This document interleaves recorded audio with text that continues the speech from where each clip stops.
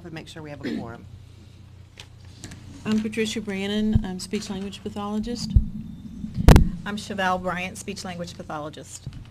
Michelle Tejada, audiologist. Kristen Plummer, audiologist. And I'm Sherry Cyprian, speech-language pathologist.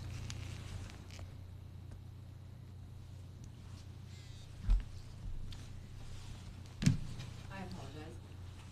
My name is Carl Hummel, and I am the high school principal at Texas School for the Deaf. Yes, good morning. My name is Manny Bodner. I serve as a public member. And I'm Tammy Camp, and I'm a public member as a pediatrician. And we have one additional board member, Dr. Bob Novak. Do you know if he's going to join us today, or? Dr. Novak has come in today, he's asked to be excused. Okay, so we have a quorum, And Madam Chair, we also have 2 sign language interpreters. If they didn't introduce themselves to the record here. That would be great. Could you introduce yourself? My name is Sonia Smith. I'm a sign language interpreter. And my name is Linda DeVos, and I'm also a Welcome, thank you. The first order of business is approval of our minutes from November 17th. You would find a copy at your seat.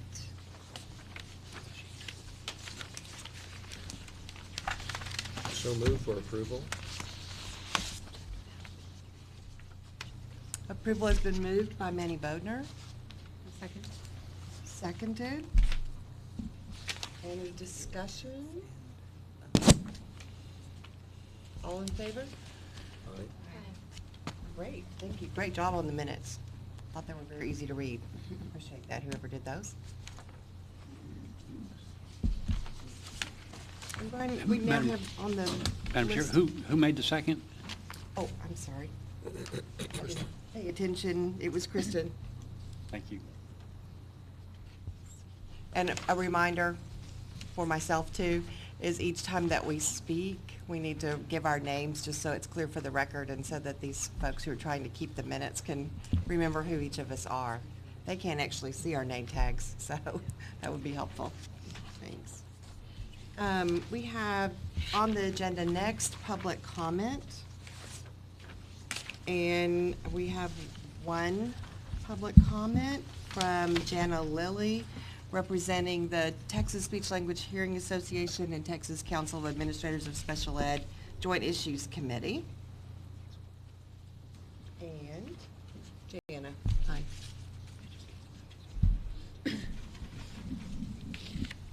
Good morning. My name is Jana Lilly. Thank you for this opportunity to speak with you today. I probably erroneously wrote that I was representing TISHA and TCASE Joint Committee. I'm actually representing TCASE. Okay. TCASE is the Texas Council of Administrators of Special Education, and so our members are primarily directors and supervisors of special education in Texas public and charter schools. And one of the main tasks that they have is ensuring all the services for students with disabilities are met. A big chunk of those services are speech-language pathology services. And I just wanted to make you aware, I know you're a new committee and most of you probably are already aware, but finding the speech-language pathologist is a serious challenge for special education leaders in public and charter schools. On one hand, every child with an individual education plan is required to receive every bit of service that their committee deems is necessary for them. And so the special education director's role is to make sure they have all the personnel involved that are needed so that that child can get the service. Often what happens is there are more children that need speech-language services than we have speech-language pathologists in the schools. And so schools don't have the option of not providing that service. They have to often go out and either contract at a much higher rate for those services, costing the district hundreds and hundreds of thousands of dollars for the same kind of service that if they had someone who was employed in their district. So for example, I retired as the director of special education at Austin ISD. In 1 year, we had to contract close to $500,000 for bilingual speech therapy and speech therapy, when we had 2 or 3 open positions that could have filled those and would have cost us significantly less money. So I just, my only ask and request is just that as you as a new advisory board are considering some of the licensing requirements and all the things that you do to ensure the integrity of the speech profession, that you also keep in mind the difficulty that public schools have of attracting, keeping, and finding the folks to serve. And also I wanted you to be aware that T-Case and Tisha for several years have a joint task force just to address this issue, and Sherry and Patty are also on that committee, and were successful a couple of sessions ago. Tell me if my time is up. A couple of sessions ago in passing a bill at the Texas legislature that was a speech loan forgiveness bill, and to the generosity of, I believe, the licensing board, there were quite a number of folks who were able to get some loan forgiveness through the master's program and maybe even one doctoral program. However, that money is over. The legislature has not provided additional funds for that. So there are some activities going on to try to address the shortage, but more is needed. So just wanted to make you aware that that need consists. We need some regulation and licensing that help fill those needs, as well as maintaining the integrity of the services, the quality services that are provided to our students, and look forward to working with you. Thanks, Janet. Thank you. I hope that T-Case will continue to provide input, and that you'll find that some of the new procedures streamlining paperwork will save everybody some time and be a good thing. I'd like to ask a question. This is Manny Bodner. What is the procedure in addressing public comments, or do we just receive and a conversation is not allowed? We just receive That's public correct. comments, We're just receiving comments. but do not engage in conversation. Yes, sir, but there's some opportunity for the staff to address things they've heard in their staff reports. And if there is a question that comes up, we try to do that. And then the staff will also meet with the person after the meeting, or we will definitely make a note to put that on the next agenda. Okay, thank you. Yes, sir. And great segue for staff reports. Madam Chair, Brian Francis, Deputy Executive Director with TDLR. To my right, I have my boss, Mr. William Kuntz. He's going to allow me to make a few mistakes and speak first. So, first of all, I'd like to welcome the new members to the board. I've said this in passing going along the table, but this is an outstanding advisory board. I don't say that for every advisory board. I'm just silent on that issue for the other ones. But this board did a lot of heavy lifting in recrafting and reformatting the rules, and I think most of the changes we made are going to be positive for the industry at large, and also for the staff in terms of how things are processed and the paper moves through the agency. So we're really excited about the work that's been done. I'll tell you that the group that met for 11 hours at the first advisory board meeting came back at their second meeting and only met for 2.5 hours.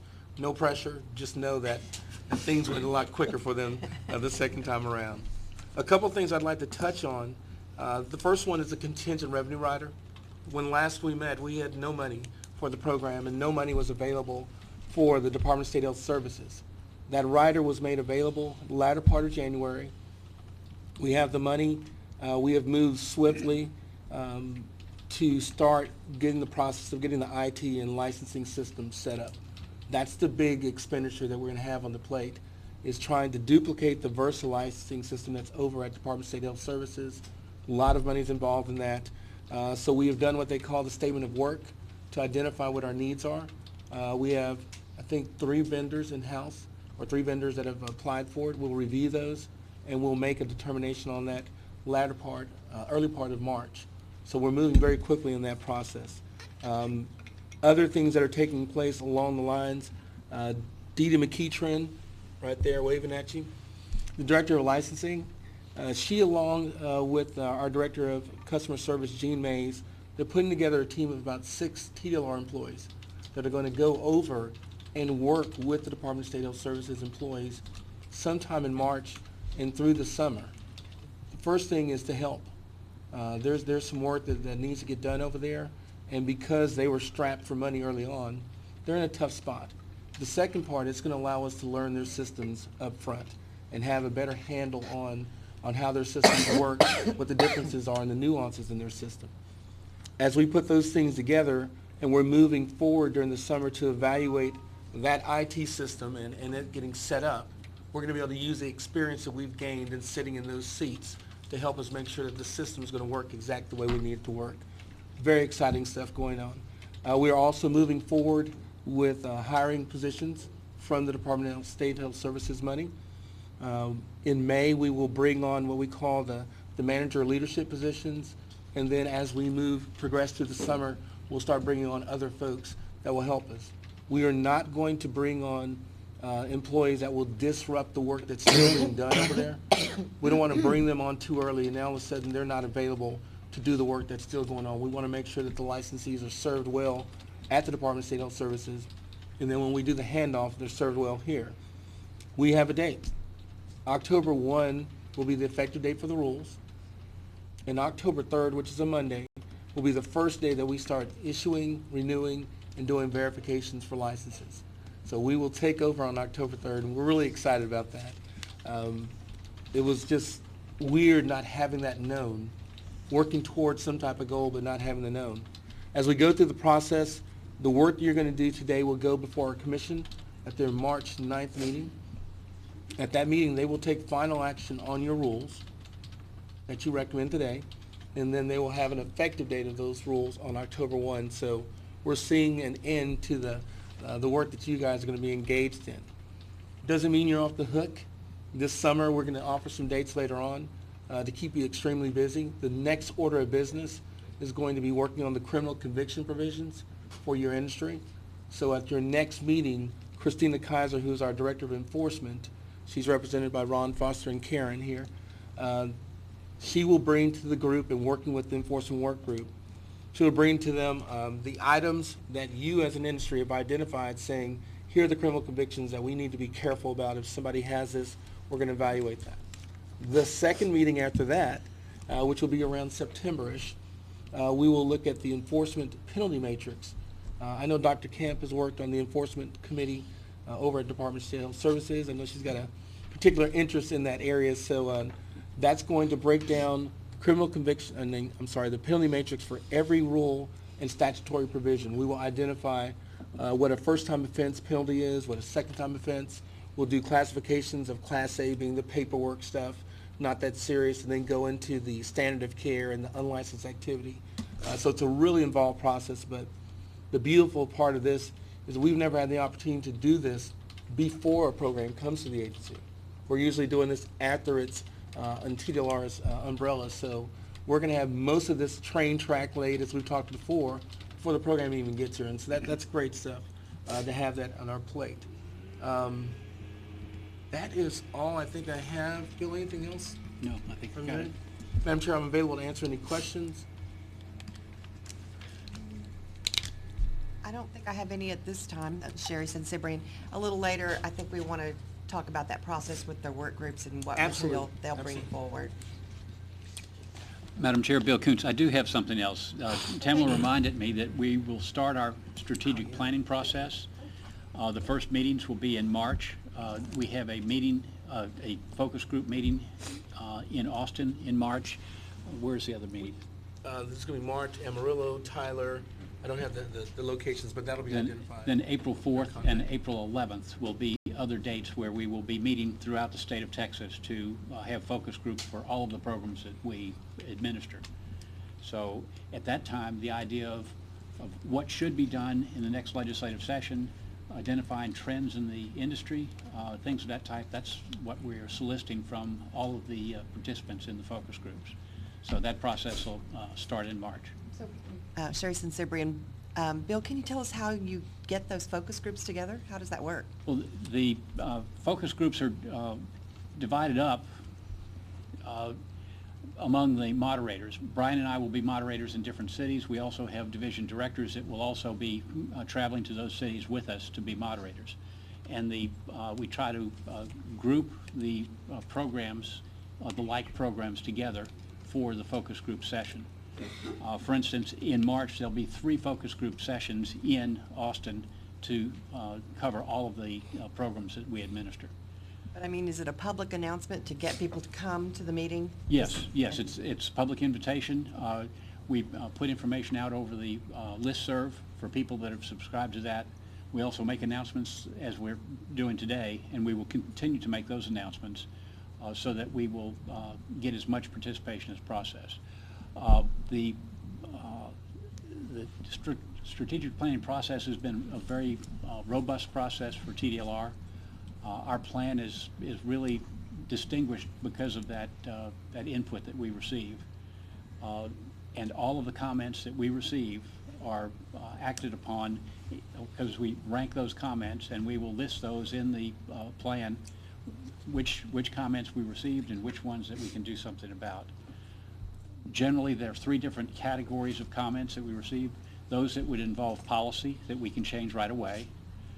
Those that would involve a rule change, which we can do fairly quickly because of the process. It doesn't require the legislative process. And then finally, if there's a legislative change, we have to wait for the session, get a bill passed, and then wait for implementation if we get the appropriations for that.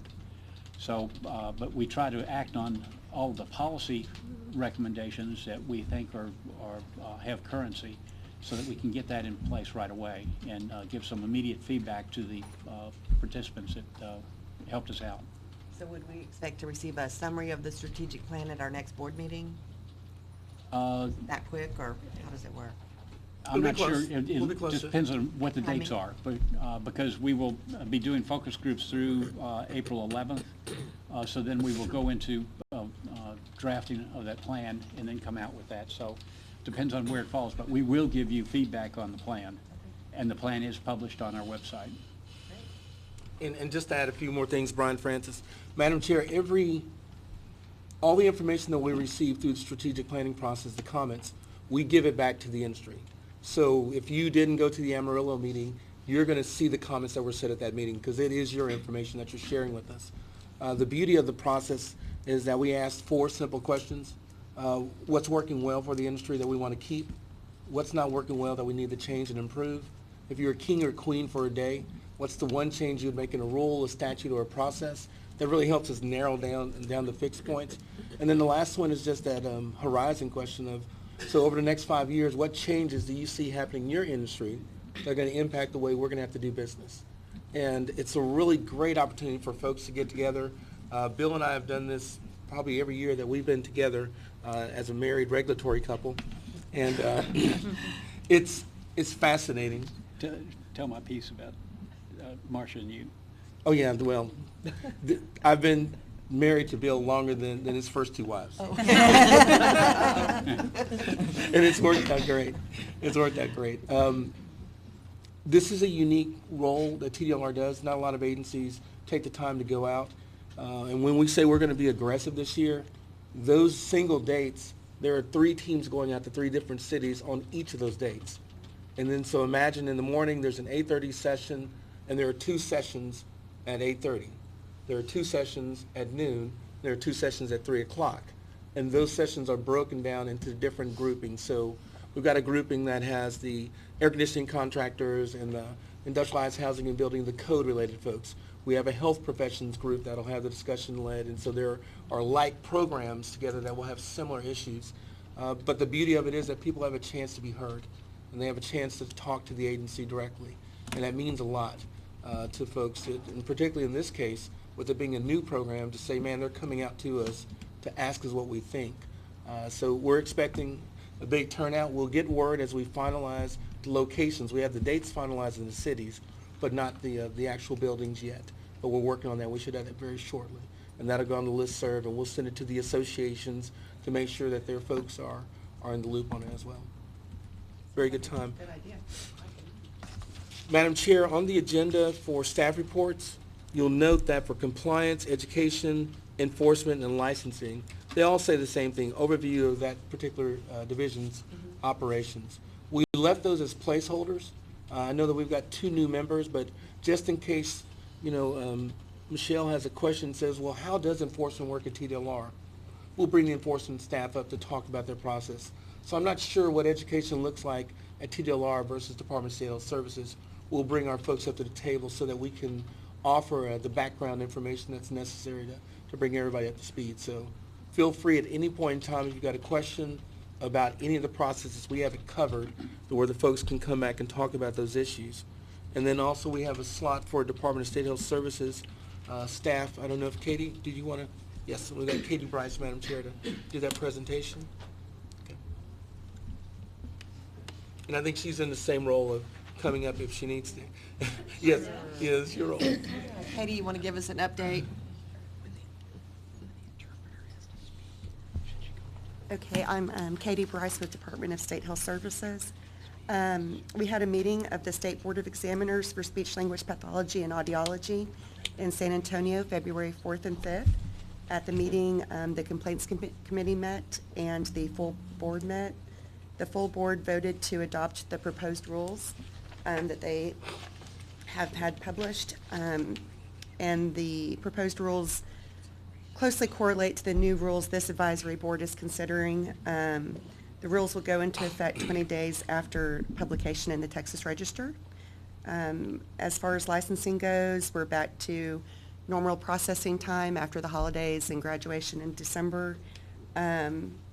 We currently have almost 13,000 speech language pathologists licensed. We have 833 speech language pathologists interns and just over 4,500 speech language pathology assistants. We have 1,247 audiology licensed people. We have 50 audiology interns and 10 audiology assistants. And the next Complaints Committee meeting will be May 12th in Austin, and the full board will be meeting in Austin August 26th. And that's it. Thank you. Katie, thank you very much. Appreciate it.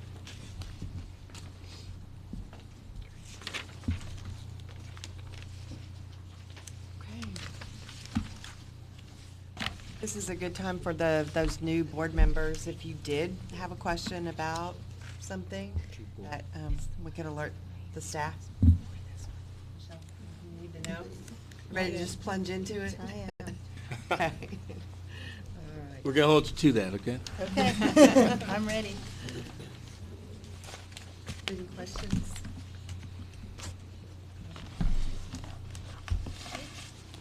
Great. Then the next item on the agenda is discussion and possible recommendation regarding the proposed rules that we worked on at our last board meeting. So I know we've gotten great feedback about it. And Brian, are you the best person to kind of discuss our feedback after putting the rules out for public comment? Say it again, I'm sorry. Are you the best person to lead us through a discussion of the feedback that we got about the rules? No, Wendy Pillow is Wendy's gonna do the that. ace in that Sorry, role. Wendy, I didn't see you sit down. She is versed and studied in this. I think you've invested so much time in these rules, you Yes, she can has. probably recite them. And I hope you were pleased with the feedback that we got. Yes, we did. For the record, Wendy Pello, Assistant General Counsel. Yes, we appreciate all the feedback we got. That was very helpful, and I think that I said always the goal to make the best rules that we can, and with the feedback and input of everyone involved. You have the copy of the proposed rules and the public comments in your materials under tab F and F2. There's also reference materials that you have. You have our Occupations Code, Chapter 51, which is our enabling statute that applies to all our programs, and our Chapter 60 rules, our procedural rules that apply to all our programs, along with the statute for this program, Occupations Code 401, and that reflects the changes that were made by Senate Bill 202 and effective September 1st, 2015. Before I jump into the proposed rules and the public comments, I just want to take a couple minutes to give a little background so everybody's on the same page about where we are in the rule process and just kind of the scope of these rules. And I think that might be helpful before we jump in. As we discussed a discussion draft of the proposed rules, the TDLR proposed rules at our last meeting in November 17th. We had started with the current DSS rules, current at that time as of September 1st, 2015. We tried not to make too many substantive changes. We were trying just to transfer the program from DSHS to TDLR. We did, you'll notice, make a lot of formatting changes and try to streamline rules, group requirements by license type, so it'd be user-friendly. If you're looking for a certain license type, here are my requirements for experience, or how I apply, how I renew. We did eliminate any provisions that were common across, like our enabling statute, Chapter 51, or our procedural rules, Chapter 60, and we also removed anything that wasn't necessary based on the statutory changes as well. We did have a comment from the recommendation from the advisory board to incorporate some of the proposed rules that the DSHS board had out and proposed at that time, so those were folded in and incorporated into the TDLR proposed rules as well. And then the board made a recommendation to have those rules published in the Texas Register as proposed rules for public comment. I do want to make a note, after our last meeting, we went back to incorporate all the recommendations of the advisory board. There were a few recommendations that we couldn't put in due to the statutory requirements. And due to the fact that we couldn't come back for another advisory board in an open meeting before they were published, we tried to explain that, what we were doing and why we didn't make the recommendation in the preamble to the proposed rules. And that was included in the preamble for the Texas Register and also on our website. So if you looked at our website or the Texas Register publication, that first long text before you got to the actual rules kind of explained. And those were issues related to language like communicative sciences or disorders. I know we were wanting to change that terminology, but that was terminology in the statute. There was issue with the audiology in terms of the master's versus doctorate degree, and whether some of the provisions the board had recommended updating it to the doctorate degree, which is required by statute. Other provisions, they were being left as the master's degree, and we went back and looked at the statute, but also back in 2011, there was Senate Bill 613, which changed the education requirements for audiologists from a master's degree to a doctorate degree, and that change was effective for applications that were filed on or after September 1st, 2011. So what we did on the proposed rules, wherever there's a requirement, is a doctorate degree. There are references in cases like the supervision to the supervisor, where we've made that date distinction. So if you were a supervisor who had obtained their license or applied for a license before September 1st, 2011, you had the master's degree. On or after September 1st, 2011, you had the doctorate degree.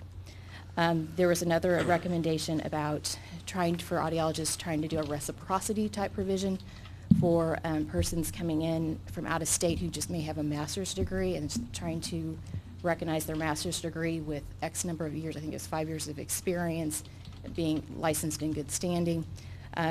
We did not incorporate that either because this chapter 401, doesn't have a reciprocity provision except for as it relates to, I believe it's just the provisional licenses. So we took that out now, but we want to go back and study because TDLR under its Chapter 51 enabling statute has a lot more flexibility in terms of reciprocity and recognizing licenses and experience. So we want to go back and research that some more, and that may be something that's appropriate for a work group later on. That's issue's not completely off the table. It's just at this point there wasn't time to figure that out and research that at this point. So we took it off as it relates to this chapter. And the other issue, we had asked for public comments on the other thing we had talked about, the supervision ratios, and we asked for comments in the preamble, just kind of highlighting that was an issue that we discussed, and we did get comments on that. We did ask for requested comments as it relates to kind of this out-of-state, what's the requirements for a person getting an audiology license in another state to kind of help with these references that the internship supervision and the person supervising may have been out of state. We didn't get any comments on that, so again, that might be another issue for a work group in terms of exploring kind of what's happening across in the other states. So those are kind of the issues, and we did, and just for purposes for future rulemaking, we did a little bit of reorganization in terms of each of the license types. Under each of the license types, there's a section about what is your education experience, and that's still a pretty big rule in all of these. It's kind of like the .30, .40, .50, that's still a big rule on some of these because you've got the education, you've got the experience, you've got supervision, scope of work, and so we moved the other rules about how to apply license term, how to renew. We bumped those back to like the .35, .45 a little later on, so it left some room in there, so those .30, .40, et cetera, in the future could probably be broken down some further to make it more user-friendly. So it's just like a little formatting stylistic, but just wanted to call that to your attention. As we did publish the rules, they were published on January 8th. The comment period closed February 8th. We received comments from 10 interested parties, including 8 individuals, the Texas Speech Language Hearing Association, and the Texas Academy of Audiology, and we'll get into those in a minute. Just for your information, as we go through and consider the proposed rules and the public comments, at this stage in the process, the department is pretty limited in the changes that we can make to the proposed rules. It's different when it was a discussion draft. At this point, it's been published. And right now, the department can't make substantive or significant changes to the nature or scope of the rule such that the change would make it actually be a new rule, or it affect new parties or individuals who weren't affected before and now had no notice that this type of change was being made, or if it's a significant change that really made it much more stringent to try and comply with the rule. So just keep those in mind as we kind of look at the rule changes that we go. Normally in those types of situations, we'd have to go back and republish the rule, start over, and have another comment period for those significant changes. Based on the timeline that we've set out, and Brian talked about earlier about having these rules go to the commission before their March 9th meeting, we're not going to have time for republication. So if we come up against those issues today, we'll never revisit it. And they may be perfect for a work group and do some more study on those type of issues. So just to be aware of that. And then after today, after we have the discussion on the proposed rules and public comments, we will be asking the advisory board to vote and make a recommendation on the proposed rules and any changes that are made with a recommendation to the commission for adoption. So we'll do that at the end of this after our discussion. So, and again, it'll go March 9th to the commission meeting with effective date of October 1st. So hopefully that gives you a little background and get all on the same page before we kind of dive into the specifics. But are there any questions or comments about that part of it at this point? This is Manny Bodner. Just for clarification, once it goes before the commission for adoption, will there be another comment period? Or will it automatically be whatever the commission changes? I'm just a little unclear on procedure. Right. Right. Once it goes to the commission will have the advisory board's recommendation, the department's recommendation, and our comments as well. They'll see all of the comments, interested parties' comments, so they'll have all the materials. They'll see the proposed rules. They'll have the discussion. At that point, people can also make public comments before the commission. They can vote on it and make changes as well. They'll consider everybody's input on that. Once they adopt it, that's the end of the process in terms of it will be effective October 1st. They're still open for future rulemaking, but we would not be able to propose any new rules until October 1st when those rules are effective. But this is not the one and only rulemaking we'll ever do. Thank you. I hope that clarifies. Any other questions on process? Great. Okay. If not, I can just jump right in. You have the public comments in your materials. They're from 10 interested parties. You actually have 11 comments in your packets. One of the interested parties had submitted the comment both by email and then one by mail with an attachment. And so when I go through here, we can kind of summarize the comments. And the department has also gone through these comments internally and discussed. So some of these we've got some draft, some proposed responses to these comments, but that's in no way cuts off the advisory board for having discussions and getting your input on that. And just also that, we also talked to the DSHS staff and got their technical expertise on some matters. So we coming prepared to this discussion. So if you want to just turn to your comments, and I'm just going to take them in order. And there were several sections in the proposed rules that had received comments from several parties, and so we can either, however you'd like, we can go break it up by comment letter, or we can do it by issue. So if we get to this first comment, which was submitted by And I apologize in advance if I'm not pronouncing folks' names correctly, Margarita Lyman Ordonez. Her first comment is related to section 111.50 G3. And this is the rule we talked about last time and had up on the smart board. Lots of discussion about the supervision, the direct, the indirect, how much can be done by telepractice. This is a comment. We actually received 5 comments on this particular section, so if we want to take them all at once, or if we break them, however we like to do it. I think by topic makes sense. Okay, we can do that. So that's the first comment. There's also a comment, it's comment 2, it's from the Texas Speech Language Hearing Association. Comment 4 from Brooke Dorman. Comment 7 from Diane Beck, and comment 9 from Diana Christina. This first comment, it was like, I think there seemed to be people receptive to the flexibility of not just having it 2 hours per week, but having a monthly minimum as well. The concern seemed to be having the breakdown of what the direct supervision and how much was telepractice, and part of that seemed to be due to the complexity of the nature of the work, and also it may not be suitable in terms of for certain patients, clients, or students in terms of what the care is being provided in the supervision. This first comment had supported the use of the supervision for 4 hours of indirect supervision and up to 1 hour of direct supervision for a total of 5 hours of telesupervision. The Texas Speech Language Hearing Association, the second comment, I believe, had a similar breakdown. They had offered hours of what they recommended. They had concerns about the 7 hours of supervision. Also offered a breakdown of, there's a little hard to read in the copying, but I think that they felt that supervision ratio was a little too much of having it be potentially by telepractice. And then the other comment, fourth comment by Brooke Dorman, her comment was just appreciated the flexibility. It's like to seeing the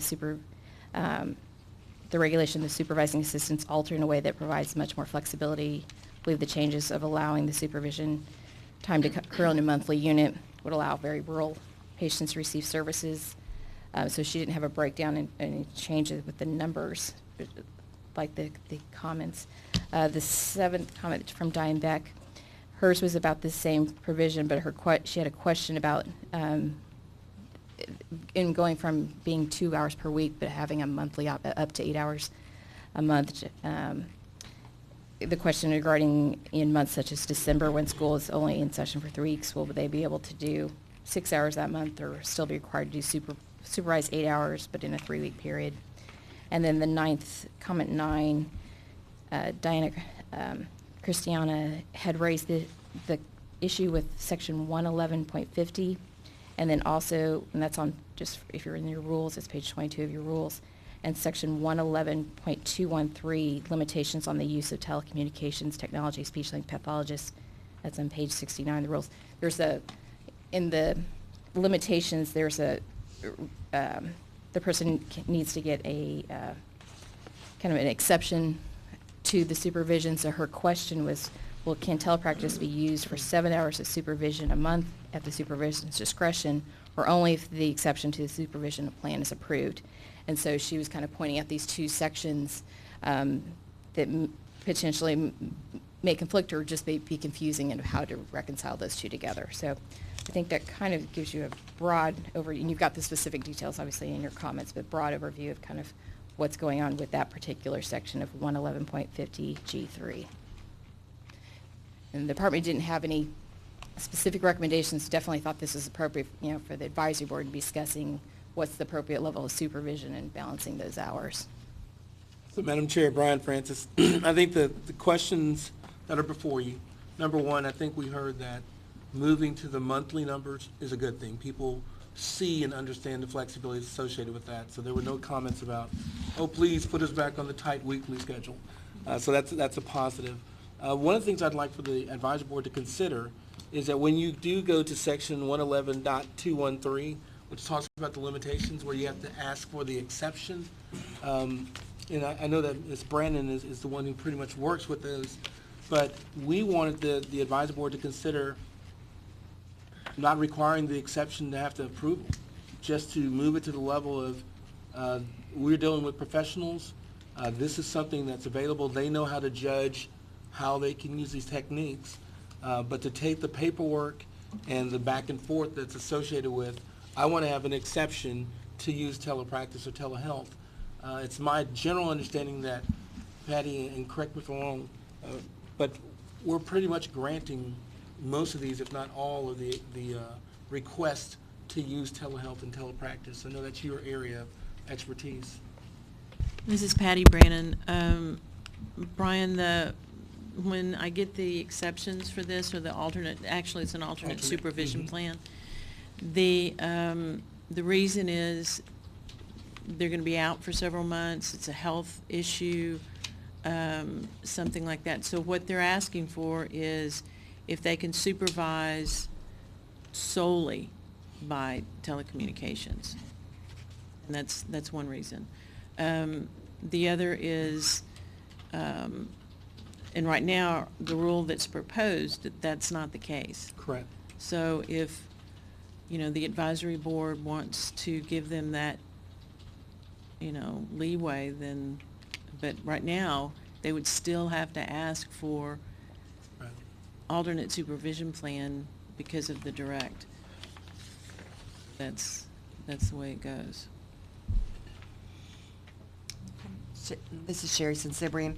At least on my part, it was totally just an oversight to not remove the wording in 213, because that was our discussion last time, was that if we made it a standard that telesupervision is allowed within the parameters that we set, then you shouldn't have to apply every time, which would reduce paperwork in the office, it would reduce the time, and I think it's one of those things that we're going to try to make things a little more streamlined, that makes sense, that we don't require that exception every time you want to use it, as long as you're following the parameters that we set out.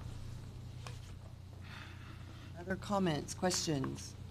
Ms. Chevelle Bryant, I agree. I think from my perspective, it was just an oversight, and the exception should only be required if they want to supervise by telepractice above and beyond what we decide should be the standard. So.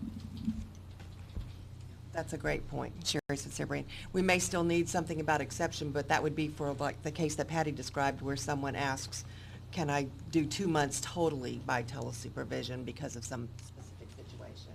So that would be an exception. But otherwise, practicing within the rules that we set out should just be an option. This is Kristen Plummer. I just want to clarify for myself, they're asking about they're bringing up a concern about the 7 hours, being that that they need 8 hours a month, but they can do as many as 7. Is that what the concern is? That's too many on a couple of these comments? I think the concern is the split. It's always been 4 hours, sorry, Sherry Sensibrian, 4 hours of indirect and 4 hours of direct, and for a total of 8. Okay. But the comments that we're seeing here are suggesting that you need to at least spend 3 hours on site supervising, with only 1 that you could do by telesupervision for the direct hours. Okay. Of course, you could Okay. accomplish all the indirects by telehealth, but the Okay. indirects were never that tightly regulated anyway before, so that wouldn't really be much of a change. Because indirect could also include emails, it could include phone calls, it could include lots of things. It's just about how much time you need to spend on site that I think they're having some qualms. So, how do we feel about that?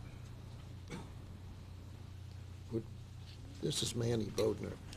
Excuse me, would you refresh our memory or my memory of what we propose on on-site? Right, so we hours? propose that it's, out of the 8 hours, a minimum of 1 hour must be on site. And what we're getting, if you flip what they're recommending here, is they're consistently recommending that it would be 3 hours on site for supervision. Yeah, if I may continue, I do remember this conversation, that there was a lot of concern about on-site versus tele and or other forums. And once again, I would suggest, if I remember correctly, I would come down on the side of more on-site supervision. At the same time, I remember the discussion where the great travel distances in the state and a variety of other demands on a person's time. And so so if it, and again, I as a public member, I struggle with this because I think there is nothing that would be better than on-site, in-person. But at the same time, I may be of a generation where the telepractice and those kinds of things,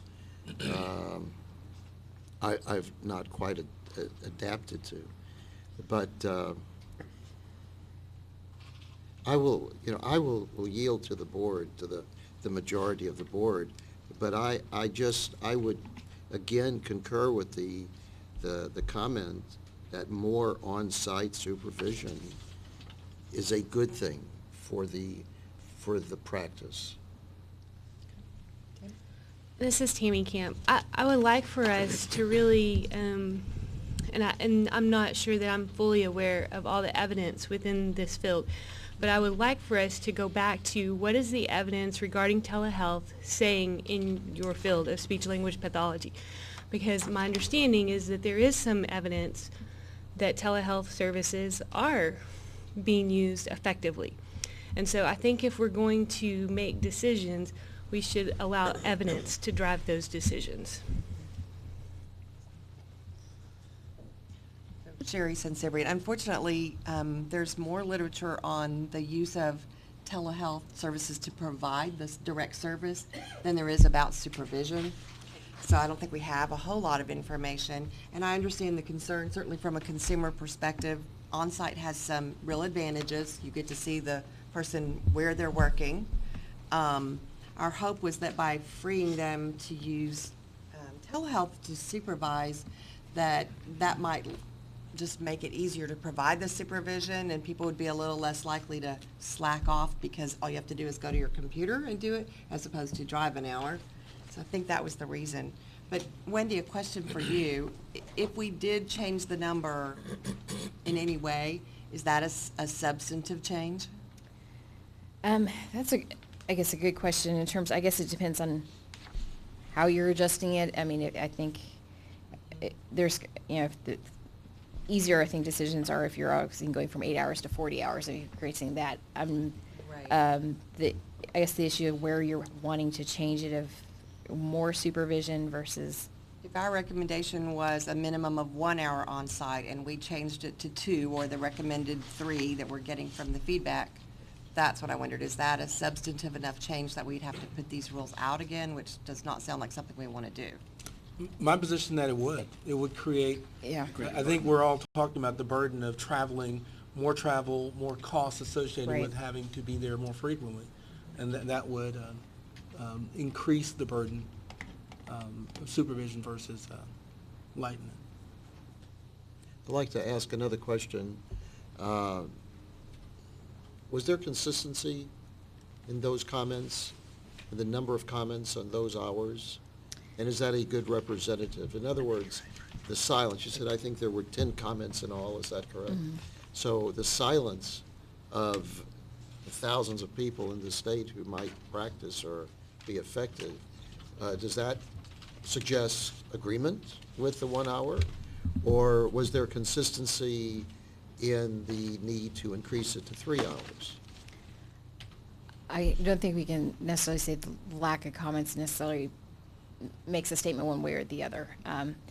The 2 comments that we, like I said, of the 10 we had, 5 of them commented on this particular section. 2 of them were, the first 2 had the comments about the specific breakdown of those hours. The others were asking questions, asking about the consistency with this provision back with 111-213, and then just a general statement of we like having the hours be counted on a monthly basis. So we had 2 comments, and I believe the recommendation was the same in both of those of use of telepractice up to 4 hours of indirect and up to 1 hour of direct supervision for a total of 5 hours of telesupervision. So the comments were, looks like they were reducing the number from 7 to 5 hours of telesupervision from what was proposed, but those were the only two comments that had a number change of the breakdown. So they were wanting to make it more restrictive in terms of using telepractice for supervision purposes. This is Tammy Camp again. So if we were, I think one thing that's really important here is that supervision occurs. Right. And that to me, and having sat on the previous complaints committee, to me that is a great issue, is just ensuring that occurs, period. And so whatever that number is, and obviously if it needs to stay where it is, I think that there needs to be adequate ways to enforce that and to ensure that we have evidence that that's occurring. Because if this supervision is occurring, it doesn't say in there that you have to provide that service by telehealth. Right. And these are master's levels providers. Ultimately, those patients are their clients, the speech language pathologist clients, not the assistants, not the intern, or I guess the intern. But it's ultimately up to that speech language pathologist to make that determination. Can I provide adequate supervision via telehealth? If I cannot provide it via telehealth, then it is my responsibility, even if that means I have to go provide all of the hours in a direct supervision sort of manner. And so we didn't really limit Right. the numbers of hours that could be provided in Right. direct. That's not what we did. We said, and so ultimately it goes back to the responsibility of this profession to maintain that. Now I realize that there are people who don't always do that, but then it seems like it becomes the enforcement side of this that becomes really important. Right, and the rule in the advisory board at the last meeting had put that language in that it's may be used up to 7 hours of supervision, and when determining the amount and type of supervision, the department-approved supervisor must consider the skill and experience of the licensed assistant as well as the services to be provided. And the supervision hours established in this paragraph may be exceeded as determined by the department-approved supervisor. So I think as part of that discussion, you recognize that it may go up to 7, that may not be appropriate, and obviously there's going to need to be a determination based on the skills of the licensed assistant and the type of services that are being performed in terms of judging what's appropriate. So the advisory board had built that into the kind of that provision. This is Kristen Plummer. So I feel like if we are making things more restrictive, then we're forcing people to have special requests. And, this is where I'm working and this is where my assistant is, and that's more time, paperwork, and that's not what we're trying to do. So adding another restriction or a level of making them have a limit, then there's going to be exceptions, and that's taking more time to figure out how to approve those, I guess, like we were saying. Jerry Sinceri, and I just think that's the stance we're trying to take, is to remove as many barriers as we can, but also have the strong enforcement policy that says, these are the rules. Now, we will really have enforcement if you don't follow them. And I don't think that we have any evidence, as Dr. Camp mentioned, to say that we'll get a better quality of supervision by requiring an additional hour or an additional 2 hours on site. I think we should try it. The other thing is, these are rules. We can change them. If we have evidence a year from now that this is a huge problem and that it was a really bad idea, we can rewrite that, right? That is correct. Wendy will help us. That is correct. This is Manny Bodner again. I'm just trying to understand procedure and history at this point. So let's say we do change the requirement for supervision for on-site from 1 to 2. Let's say we do that. That change would go before the board for their consideration, where they may approve it, they may not approve it. Is that correct? That's correct. Okay. Now, that's procedurally. Now, historically, would you refresh at least my memory as to the number of hours of on-site supervision that has historically been mandated or rule in the rules? Well, these are new TDLR rules. We took these from at the time, the current DSHS rules as the starting point. I believe these sections, let me pull out our discussion draft from last time.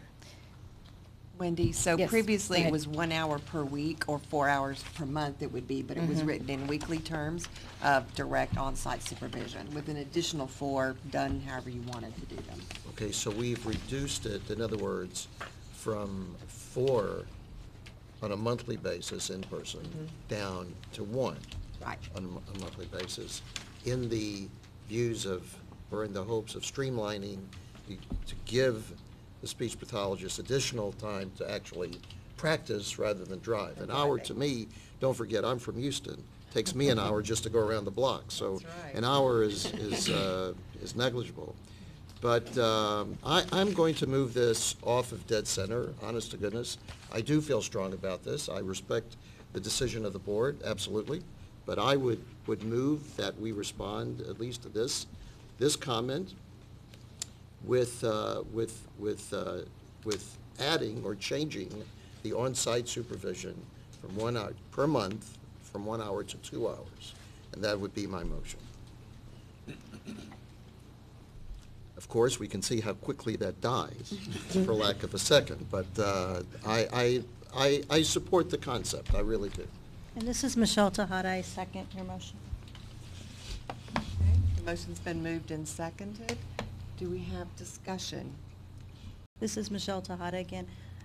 In thinking about the rural areas, really, and thinking about the burden, if a person is going to drive an hour to supervise, to me, it would make sense to supervise more than 1 hour and then turn around and drive. So I personally don't see that as an undue burden.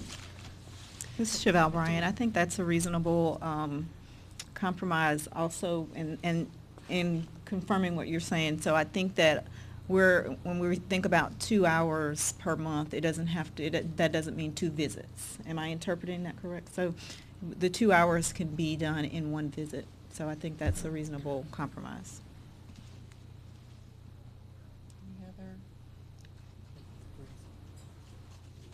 Any other comments?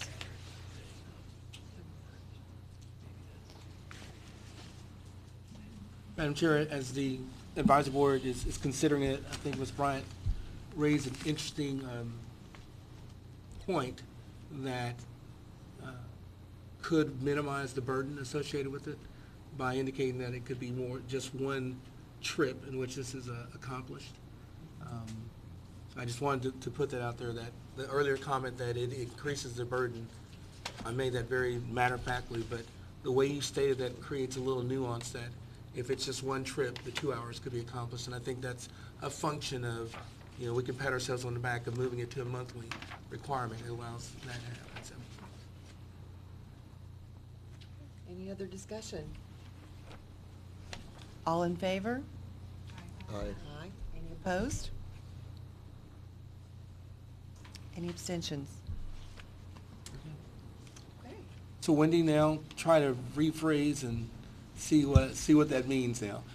Well, and that's why I just wanted to clarify that I understood in terms of, so now, this is the licensed speech language pathologist, department-approved supervisor shall provide a minimum of 8 hours per month of supervision, at least 4 hours of which are direct and at least 2 hours of which are in-person and on-site supervision where the licensed assistant is providing the therapy.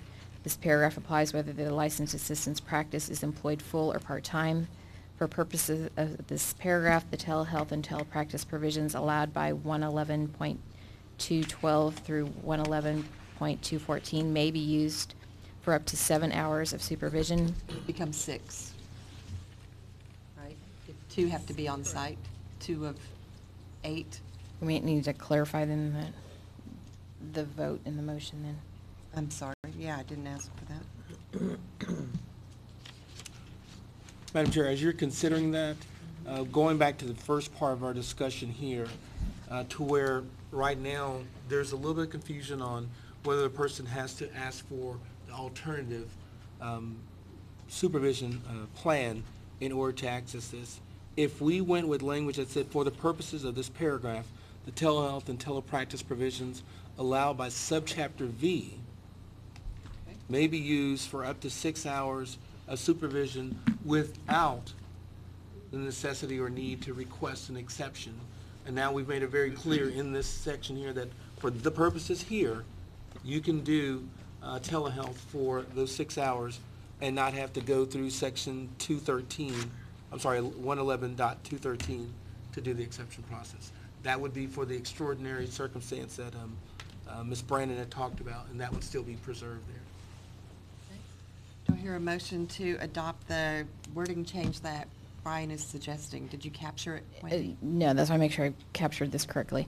For the purposes of this paragraph, the telehealth and telepractice provisions allowed by, and you want it subchapter V? Subchapter V, and it encompasses all the telehealth V, elements. and then maybe used for up to 6 hours of supervision. Where was the part you wanted the? 6 hours supervision, and either at the end of that clause, Wendy, or another one that says the hours associated with the telehealth supervision here do not require a person to request an exception under 111.213. You can point back to the one that says it, but just make it very clear in this section here that for telehealth purposes and supervision, it's automatically accessed.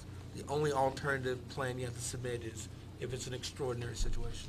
So 6 hours of supervision without applying for the exception referenced in Correct. .213. Yeah. This is Tammy Camp. I move that we make that change. Second. Seconded by Chevelle. I was trying to find the voice. Yes. So moved by Dr. Camp, seconded by Chevelle Bryant. Any discussion about that change?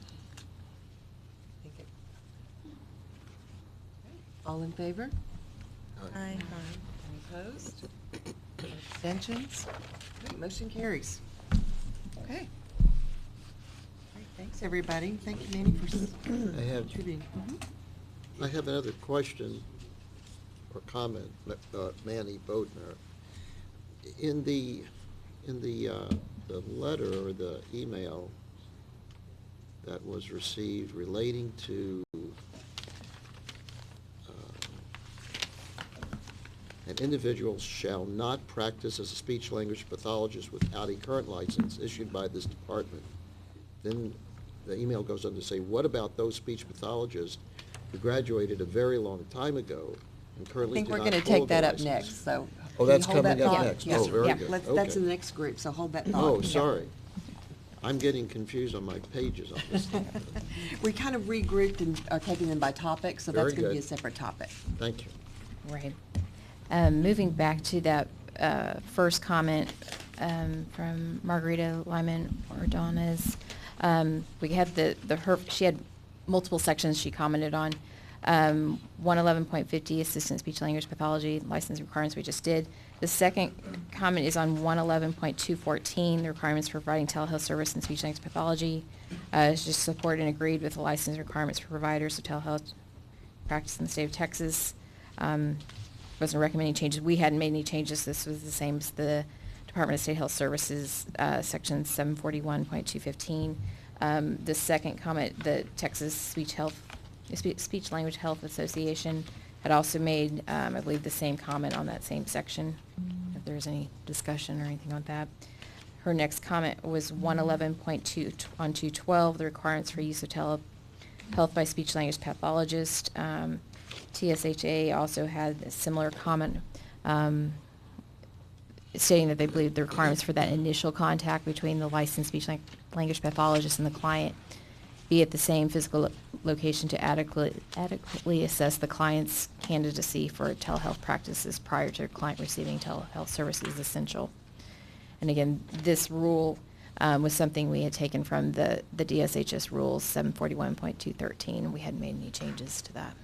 So that's any discussion on that. Moving to the second comment was from the the Texas Speech Language Hearing Association, their first comment, we already just included in the 111.50 G3 about the supervision telepractice. We got their 111.214. We've addressed their 111.212. Again, we didn't make any changes. The next section we get to, kind of middle of their page, 111.90, assistant and audiology license and the licensing requirements. We also had comments on this same section from comment 3, Candace Borland Hicks, and from the Texas Academy of Audiology. This comment and the number 3 comment, we're pointing out that we have some, they appreciated, at least this comment appreciated changing the education requirements from the bachelor's degree to high school diploma. They were in support of also the number of assistants and being supervised as well. The comment they were really kind of pointing out here was the inconsistency. What they have is 111B, and then it has 1, 2, and then there's like ... 4, 5, and A. That 4 is actually subsection E4A. Wendy? I'm sorry. You did mean to say, was it 111.190 or 111.90? 111.90, excuse Okay. me. You had just said 111, so I just wanted to Oh, make sure sorry. they were still in the same. 111.90, assistant audiology. It should be E4A, and the section they're talking about is F5A. And these, if you're looking at your rules, these are on pages, start on page 41 and 43. This was, at the last meeting, the assistant in audiology license requirements, they had been proposed to be significantly changed in the DSHS board rules, and the board had wanted to incorporate a lot of those changes over here. There were significant changes, and we had had discussions about what the assistant could do, and there was a list of what the activities they could do and what they couldn't do. The assistant, in terms of being able to conduct the oral habilitation or rehabilitation activities, that was moved from the you can do this list to the can't do list, but there was still a provision up in 4A seems to read that they can do it. So there's a little inconsistency there. Leave that for the advisory board to discuss. I think you were clear in what you're wanting, but open that up for discussion in terms of which is just the provision you want to remove. Wendy, this is Patty Brannon. Mhm. When I look through all of them, honestly, I think that might have been a copy-paste mistake. Because in the rules that were passed under DSHS, that wasn't in there. Right.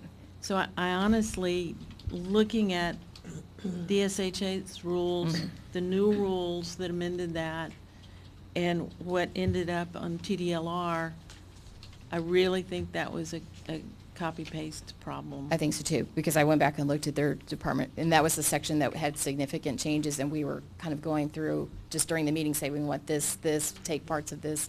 So And I think that didn't get removed, because looking at their draft, that was, what was our 4A. It just doesn't flow. I think there's, just in that one little kind of middle part, I think that's and then it kind of goes back to the normal revision. So I think it's just in that section. So I don't think it's anything that, I think it's just a mistake. Right. I don't think this qualifies as a significant change, because I think in the discussion, the advisory board was very clear about where they wanted the activity moved from. They couldn't do it, and they put it in the clear list, and it was easier to see the list format. There was, you can't do this, can't do that, but there was still another provision kind of hanging up there in a previous section that didn't get caught, so. There's at our last board meeting, there's a clean copy of the changes, so without all of the strikes and the underlines and all of that. So if you want to make a copy of the clean copy, I can give it to you and we can compare it, but I just honestly think it was a copy-paste issue. Right, and that was the department's recommended change, was to remove what would be subsection E4A, this part of the sentence that starts, a licensed assistant in audiology may conduct assessments. We'd take that out and leave the 5A, that they can't do that. That was our understanding of the comments. Well, A and B is both, it's kind of Both of those things are gone. I'm sorry, what? I think A and B are both gone. Those, A and B is on page 26 of the old rules, and those are both deleted in the new rules. And under the TDLR rules, 11150 starts on page, 11190. Starts on page 39. 39, and this, that section is that about the E4A, it starts on 41 and goes up on page 42, and then the comment about the F5A is at the bottom of 43, and if you're looking at the TDLR proposed rules. Patricia, are you saying that for what starts on the bottom of page 41, 4, A and B are gone? Is that what you're saying? Okay.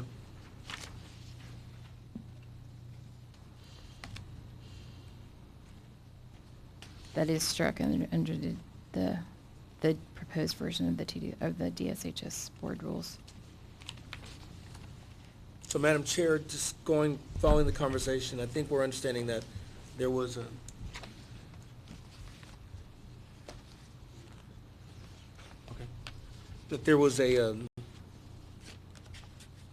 mistake of pulling some language over, having some duplicate language in there.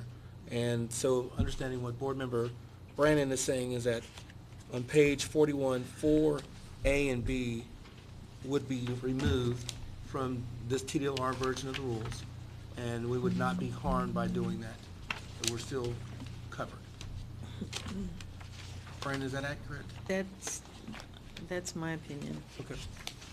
Sherry Sincere, and that seems in keeping with my notes about what the intention was, and it was just an oversight to leave it in. So that's easy enough. We just need a motion to strike 4A and B. I think that'll be in. Do I hear a motion to do that? I move that we strike, this is Tammy Camp, I move that we strike that motion, that section 41, 4A and B. Okay. Second, this is Patty Page Brannon. 41, I'm sorry. Seconded by Patty Brannon. Any discussion? All in favor? Aye. Any opposed? Any abstentions? Great. Cleans that up. Great. Thanks, Wendy. And the next one? Yep. Okay, back to our comments. Her next, the next comment from TSHA is the bottom of their page regarding, they have it as 111.54 requirements, duties, and responsibilities supervisor. That should be 111.154. And this is where we had talked about and changed the supervision requirements, and specifically as it relates to audiology interns and assistants, specifically of assistants. We're going to be moving from holding a baccalaureate degree to holding a high school diploma or equivalent. We also had a comment from Candace Borland Hicks, comment 3 on the same section. This first one from TSHA, there's strong support of the clear description of the supervision requirements of supervising no more than a total of 4 audiology interns or assistants if the assistant holds a baccalaureate degree, and the supervision requirements of supervising no more than a total of 2 audiology assistants if an assistant holds a high school diploma or equivalent. They did request elimination of the word intern as it relates to audiology assistants with a high school diploma. And that, I think that change would be under the E4C. I think if you remove the interns, you're still losing that total, because the way my understanding of these rules are set up, it's not based on, here's the total you can do, so you can do any combination of numbers of interns and assistants. It's not a limit on how many per group or per license type. So if you take out that intern, it doesn't address the interns, and they're lost out of that total. So I guess our reading of what that comment and the request was that we wouldn't make that change. Leave that up to the advisory board to have that, to still have that discussion. And this is on for your proposed rules, this is on page 56 through 57.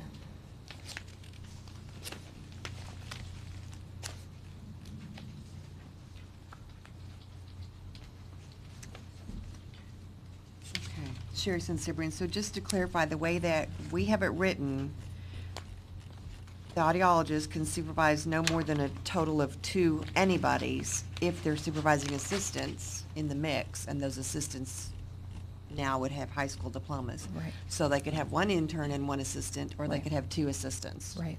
That's it. Right. And that was based on how the current, or the time the DSH's rules were based on having a total of 4, and we had broken it out because I guess the total of 4 was based on speech language, and it was applied for both speech language pathology, interns and assistants, and same for audiology. Interns assistants, we had broken out, and this is what you see the breakout now based on the type of license, and now based on the level of degree. But we still maintained when we drafted that the concept of total numbers. And you can still have whatever the combination is, but yes, if you have an assistant that has a high school diploma, it drops your numbers to 2. And it will affect the number, obviously the number of interns you can have, but. And that's consistent with my understanding, but others, was that what you thought we were writing? I think it was deliberate, that if you're using an assistant with less training, you just can't supervise as many people. So what the advisory boards are the department is recommending not making any changes. Was that my understanding? That would be. Do we need a motion for a recommendation to not make a change? No, ma'am. No. Okay. I just want to make sure that we're all on the same page. Of If anyone that wants was to the recommend a department's change, you recommended need a change. motion, So but let- I think we comment agree to with the that. department that Okay. we intentionally said it that way. Okay.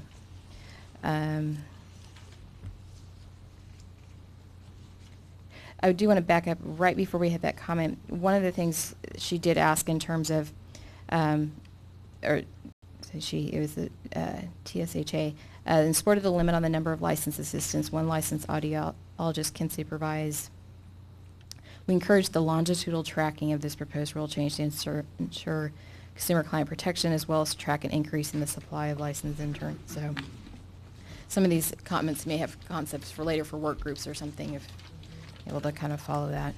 I think there are a couple places in here where we're making changes and people kind of wanted to be able to track going forward what that did in terms of increasing the number of licensed assistants, or how that affected the quality of care, standard of care in terms of supervision. Turning to that third comment, Candace Borland Hicks, her first comment about on 11190, we've just discussed that with the inconsistency and those what this is and can and can't do. Right in the middle, she doesn't have it labeled as a second comment. I do agree that audiologists should not be allowed to supervise as many individuals if the assistants have a high school diploma or equivalent. They wanted to keep that proposed rule, being able to supervise. Again, she feels strong. This is a strong change to make compared to previous rules. As such, I feel important to monitor patient services to determine impact. So,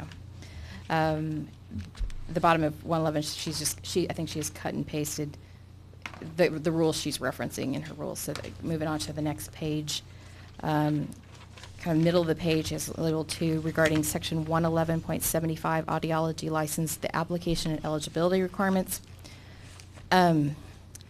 She was wanting to put in some distinction between when somebody got a certification from OSHA or ABA, with that distinction of September 2011. I think there's maybe some confusion here.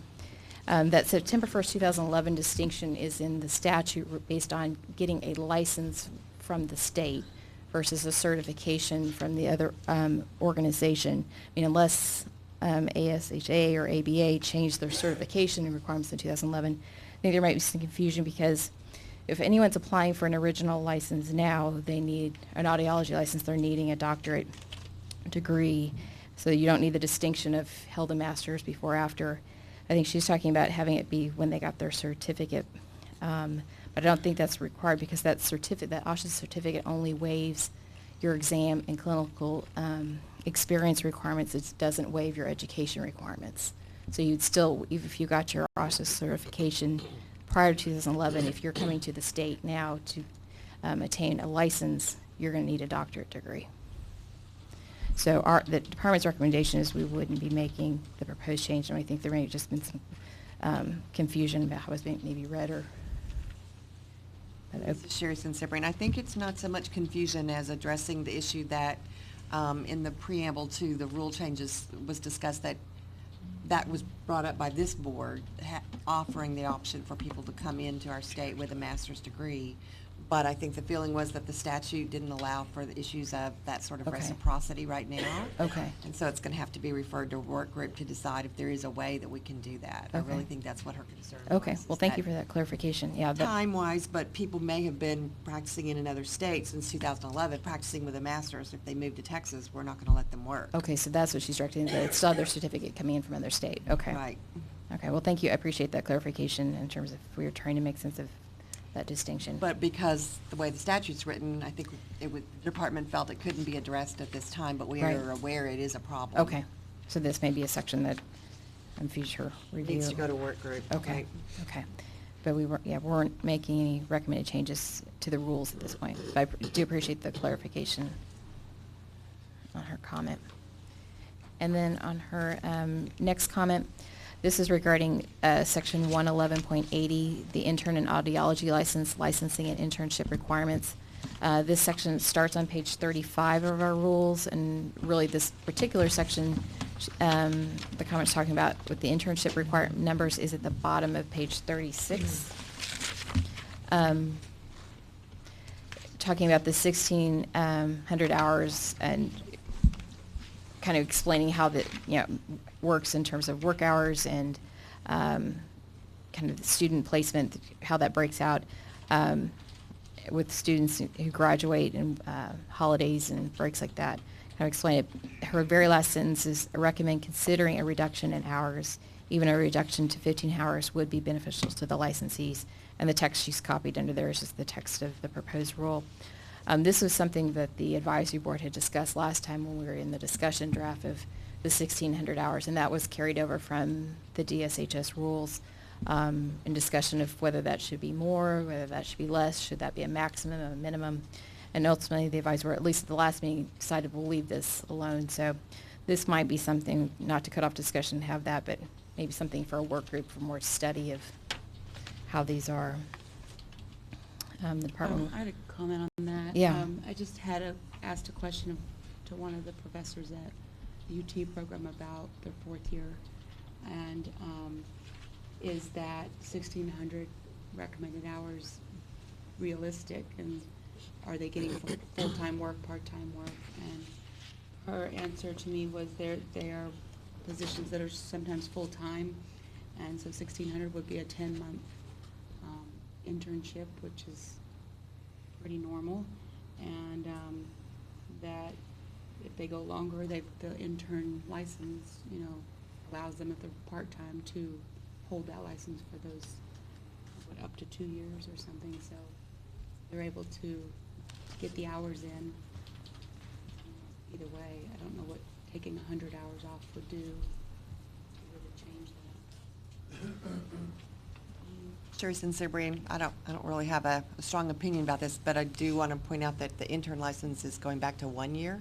So it would require them to apply for another license and write an exception for getting a second intern's license. So there will be additional paperwork if they don't complete it.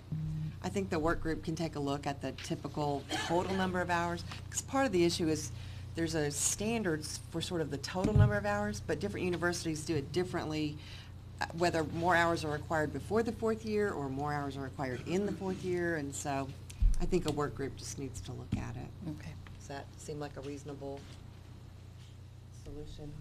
We will have a work group over standards in education, so.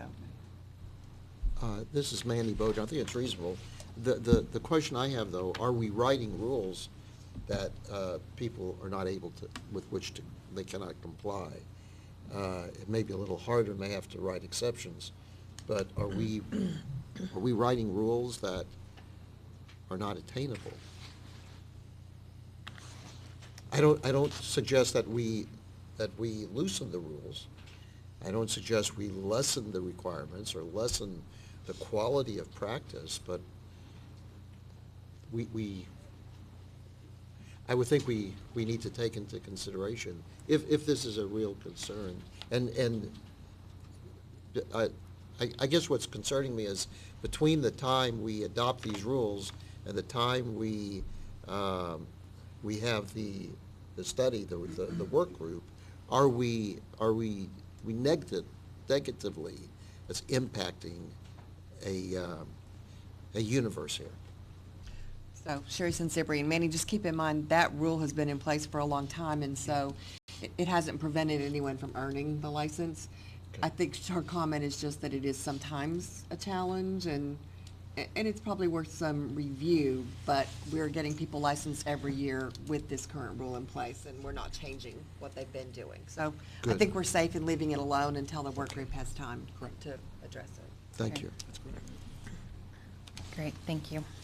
Madam Chair, it may be a great opportunity to take a break. It's a great opportunity to take a break. I looked at the clock and thought that's that same thing. Okay, so can we take a break for 15 minutes? Does that work? Thank you so much. Thank you. Thanks.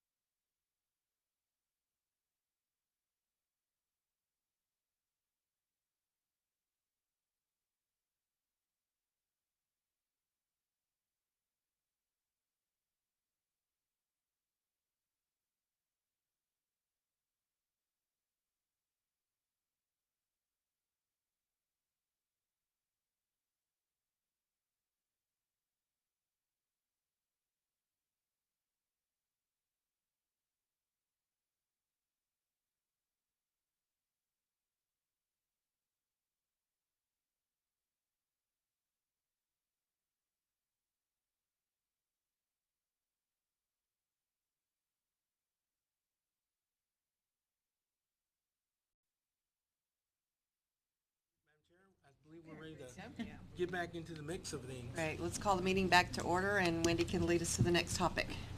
Thank you. For the record, Wendy Pello, Assistant General Counsel. Next comment was comment 4, Brooke Dorman. This was again about the 111.50 G3. Appreciated the going to the monthly supervision. We already addressed this earlier in our comments. The next comment is comment 5.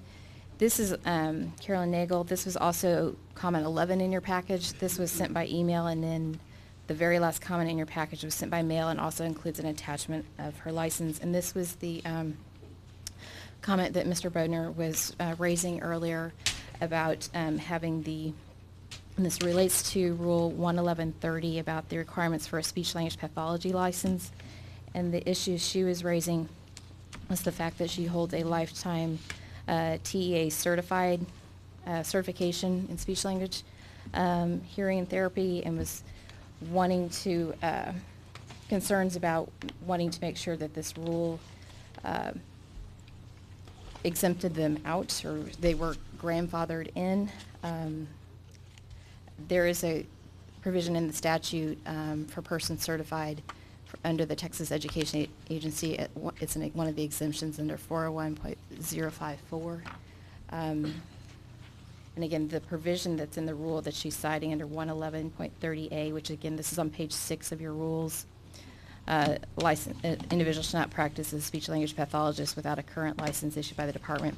And that rule is implementing section 401.301, license required in the statute. Just open that up for discussion and historical. So Sherry Sensibrian, so we have people practicing in the state who have certificates from the Texas Education Agency. The last time that they gave a certificate to practice, it said speech therapy, was 1995. So they don't issue those certificates anymore.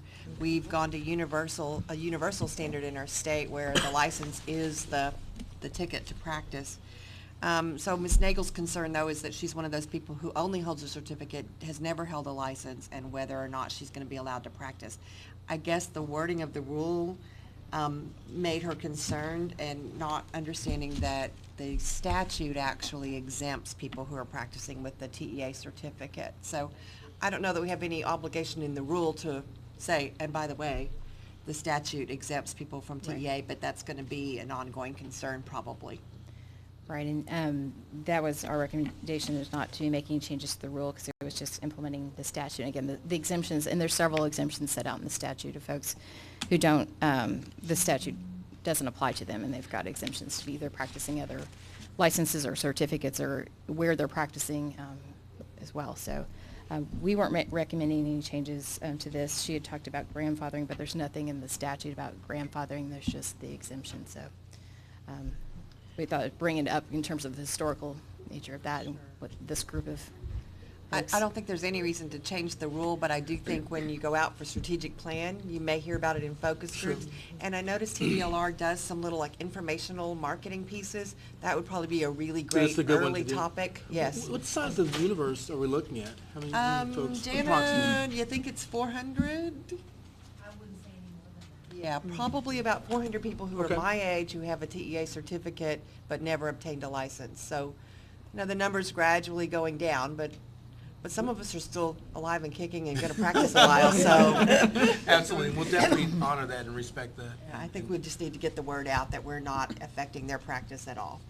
Okay, and we'll also make sure that it becomes part of we've got one of our staff members from our customer service division that's been sitting in to make sure that as those phone calls come in, if people are concerned about that, we'll say the right thing in terms of, well, you have to have a license, or if you hold the TEA lifetime certificate, you can also practice. If you practice in Practice the Texas public schools. Right. In then- public schools, yeah, it's Right. very narrow. It's a narrow limited practice. scope, but yeah, that's going to be an FAQ that you're going to need for a while. Absolutely.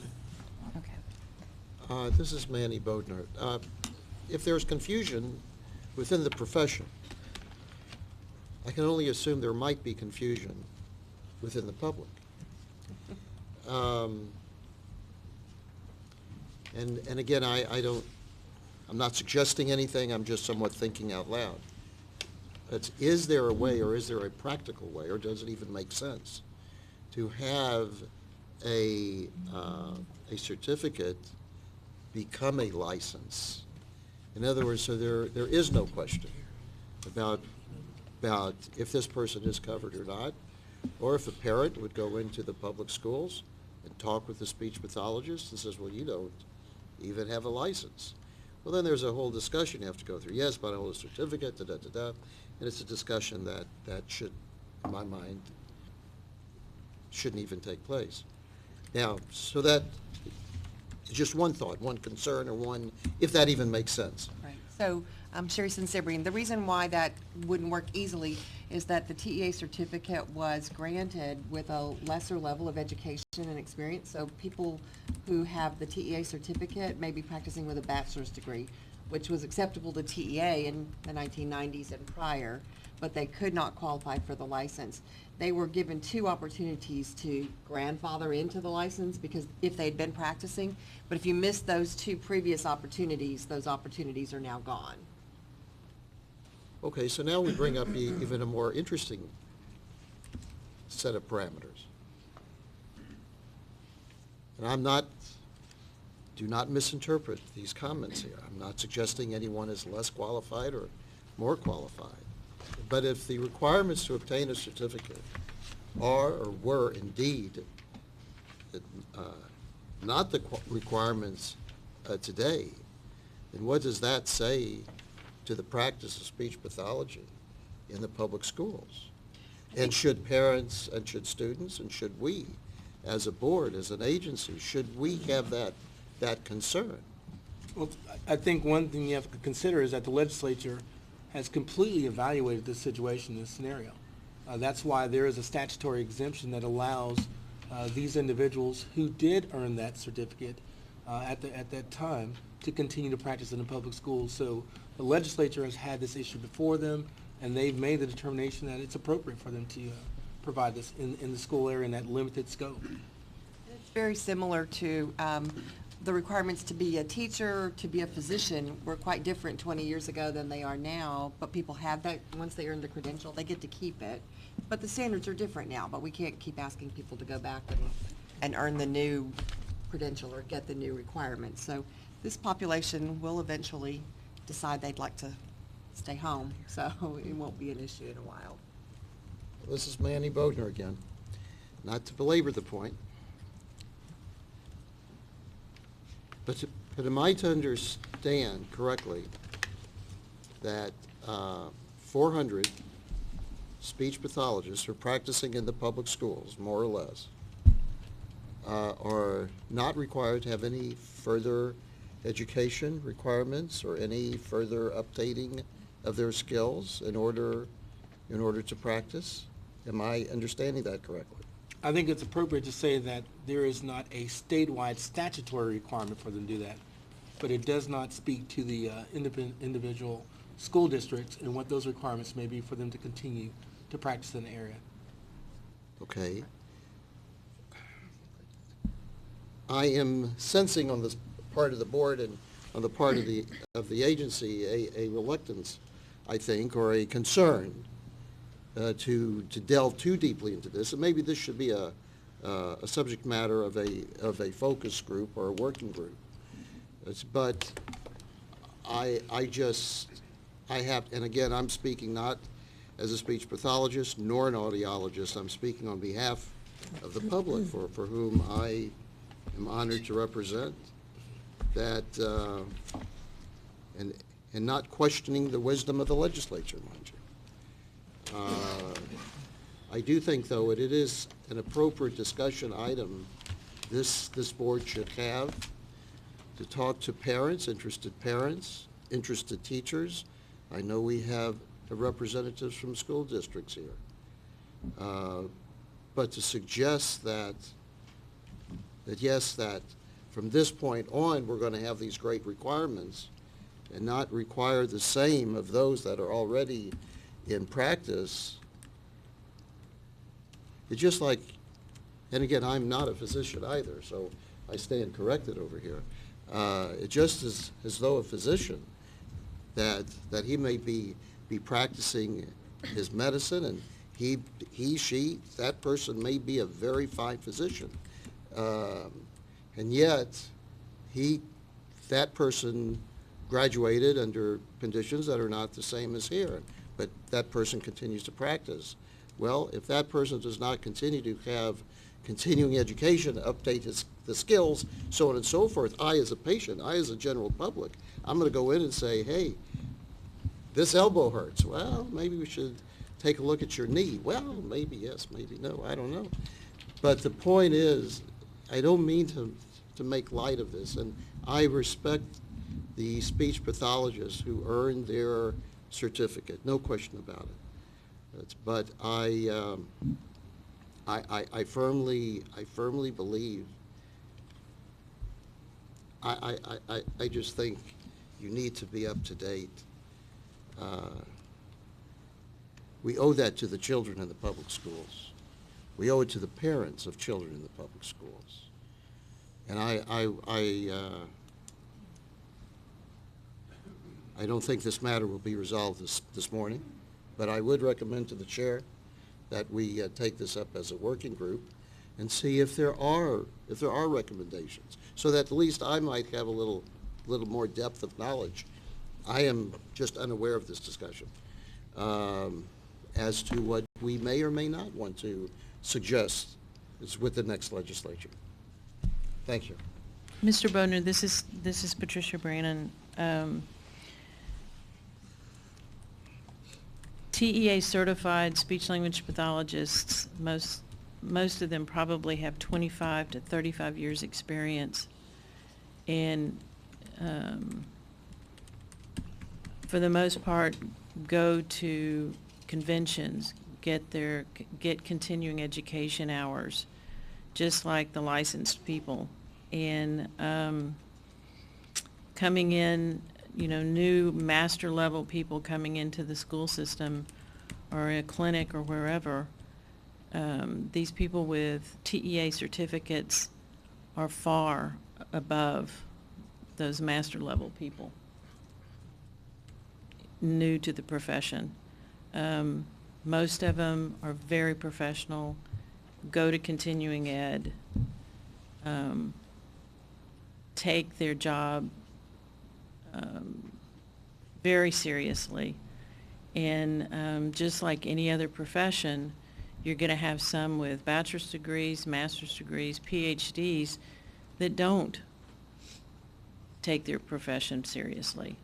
So on behalf of the TEA certified people who have gone through and got their degree a long time ago, they also received 400 hours of clinic, and that doesn't happen anymore at a bachelor level. So just because they have a bachelor's doesn't mean that they're not qualified.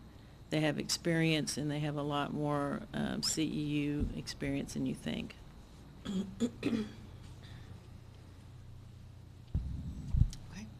Any other discussion? I think if the agency's prepared just to answer that question, there will be concerns, probably from some special ed directors who think the rule means that people with certificates can't work, and that's certainly not true, so. Outstanding. Thank you. Moving on to the next comment. This was comment 6 from Valerie Johnson. This was just needing some technical assistance in getting a copy to the proposed rules, so we didn't have any changes made in response to that comment. Comment 7 was from Diane Beck. Again, this was part of the Section 11150G3, the supervision and the telepractice issue, and hers was the question about months such as December, when the school's only in session 3 weeks, 6 hours that month, or 8 hours, I think, based on that, still 8 hours, and that's not going to change based on the month. It gives you the flexibility of when you do those hours. So we weren't proposing any changes to that question, but we'll have a response. The next comment, comment 8, was from the Texas Academy of Audiology. They had appreciated and supported the changes in terms of changing the education requirements to a high school diploma or equivalent, and also said that was consistent with position statements by the American Academy of Audiology and the American Speech Language Hearing Association.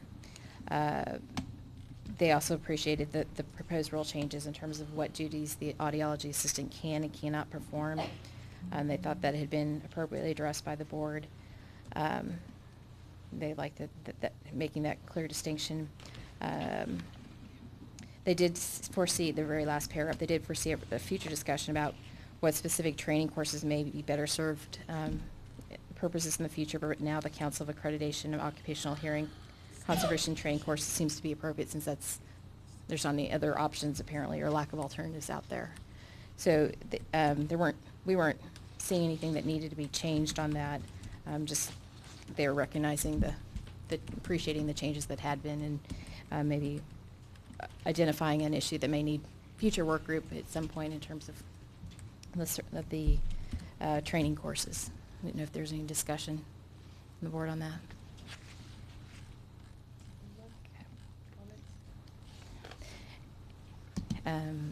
The next comment 9, we kind of touched on this already. This was the Diana Christensen comment with the section 11150, the licensing requirements, and then how that worked with 213. So we've already addressed this as part of those earlier comments. Comment 10, person is just interested in commenting how to go about doing that, so we didn't have any changes based on that comment. And just so you know, we always have information on how to submit the comments as part of our rule proposals in the preamble in terms of Texas Register and our website. And you can mail it in, fax it, email. We have a whole website, our inbox, the e-roll comments box set up for that. And there's, as you can see from the comments today, there's no particular format or structure of how those need to be submitted. And then the very last comment in your packet again is we had already discussed. This was the duplicate. So that relates to the public comments received. I don't know if there's other public comments or if the advisory board had other issues or comments they wanted to discuss. I don't have a comment. I just want to thank all the people involved, Wendy and the rest of the crew. I think it was a great job of getting these organized, and to have gotten such a large amount of work out there with fairly limited comments that were sometimes just on point for a small thing. I think that's a pretty big accomplishment. So that is a lot of work, and please feel that you're appreciated for that. Thank you. Well, Madam Chair, before the confetti falls from the ceiling, the big thing to keep in mind is that this is our starting point, but it's not the end of the advisory board's work on the rules. It's just what's going to carry us across on October 3rd or October 1st with the rules being effective. But the work groups will continue to work and refine and do the standard of care provisions and start, noodling into the hours and also the scope of practice and those issues. So this is simply to get us across the line, but it's not the finish line. It's just a starting point for our program. And I'm really grateful that the advisory board and the industry was so open to taking some of the paper processes out. I think that's going to mean a lot for the industry, but selfishly speaking and looking at Katie, it's going to mean a lot for the folks that are working on the program of being able to focus on those issues that need to be focused on and not just moving paper for paper purposes. So we're really appreciative of that, and I do want to commend Wendy Pello for working every day for 26 hours a day to knock this out, but she's done a fantastic job. Believe it. She goes back and watches the video of all the meetings and studies the comments, and she really digs in, and it shows in her work. So thank you, Wendy. I appreciate it. You're welcome. Thank you. This is Manny Bodner. Just procedurally, questions again. Not to put anyone on the spot here. The board was able to talk about and respond to the written comments. We did have one verbal comment. Is the board prevented from talking or responding to the verbal comment? If the verbal comment relates to a rule, To the rule. any of the rules that are before you, Right. then obviously you could discuss We it. can make that comment. You would not be Okay. prevented. Okay. I think it generally responded, and correct me if I'm wrong, it generally responded to all the rules insofar as speech pathology and the shortage of speech pathologists in the state of Texas.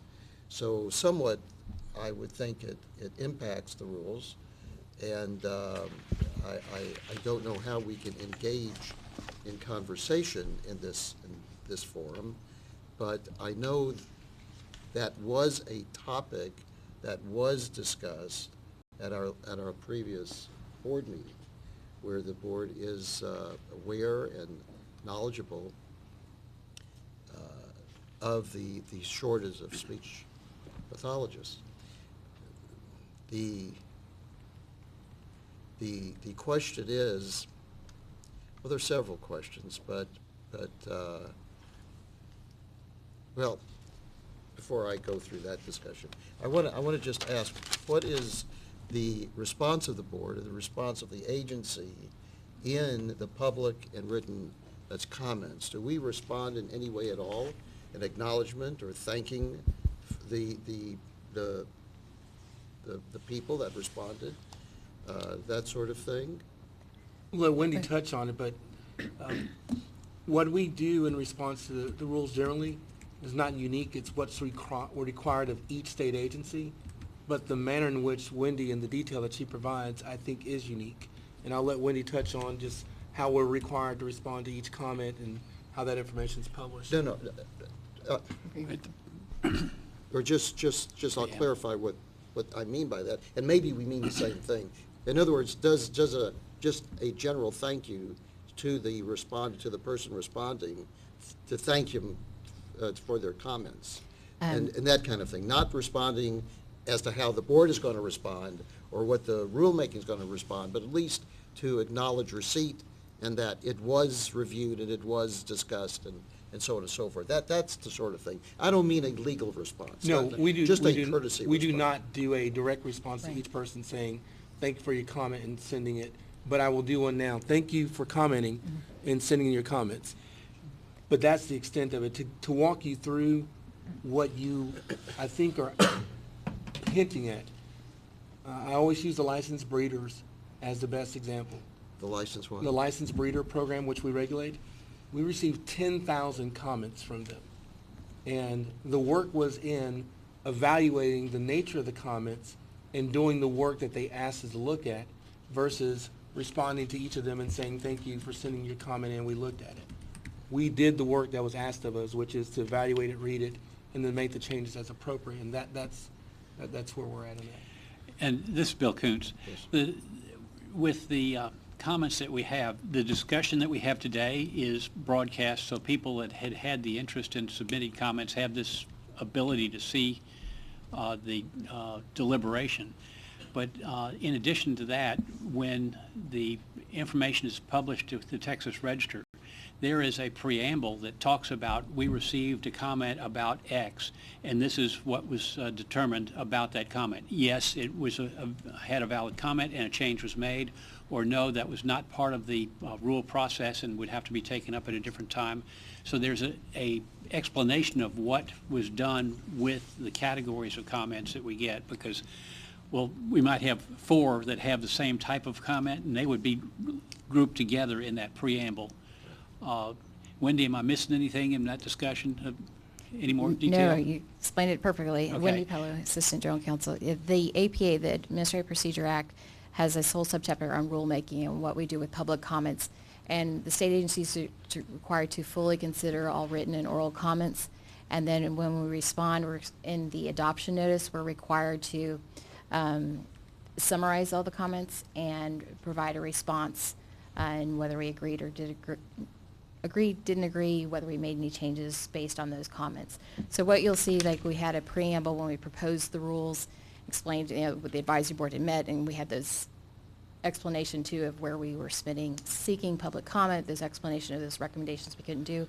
When you see the adoption notice, you'll see information about the advisory board meeting both times. You'll see the commission meeting, what their discussions were. You'll see the public comments, and it'll be the public comment and what the department's response was on that. So they don't get a personal response, but they will see a response to what they submitted.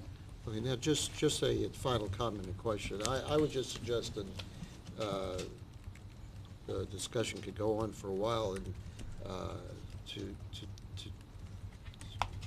look a little more in depth about the need to encourage, or how do we better serve or better encourage folks to become involved in speech pathology or audiology or whatever we're regulating, whatever our licenses are, to meet the growing need and concern of the people of Texas. So that's number one. Also, I want to just applaud. It seems as though we're making the regulations more readable and more understandable. As I have to think back to several people actually, who says you need to write the rules so my mama can understand it or my grandma can understand it. And as a member of the general public, I applaud that and I congratulate the agency for that. I would just encourage, I know there's dialogue going on already, but to continue to encourage the work groups, possibly creation of work groups on if there's anything we can do. Maybe there isn't. Maybe it's all economically driven, or to make the profession, or whatever we need to do to serve the population that we need to serve. Thank you. Thank you. Is there anything else that we need to do about the rules now that I think we've gone through all the feedback? We're going to need a vote Okay. to recommend for the commission to adopt, and that motion would need to include reflecting all the changes that were offered and voted on. So we during need a the motion to adopt the rules as amended today. And I would entertain that motion from someone.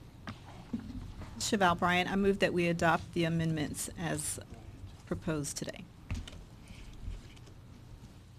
Second? Carl seconded. Any discussion? All in favor? Aye. Any opposed? Any abstentions? Motion carries. We have Thank rules you. proposed. Thank you. Madam And Chair, just so thank- you know, Congratulations. This Yeah. is the confetti. Yeah. The next step will be in a few weeks when the commission meets on March 9th. This will be one of the agenda items for them to consider and consider for adoption, these rules. And again, we're the recommended effective date of October 1st, 2016.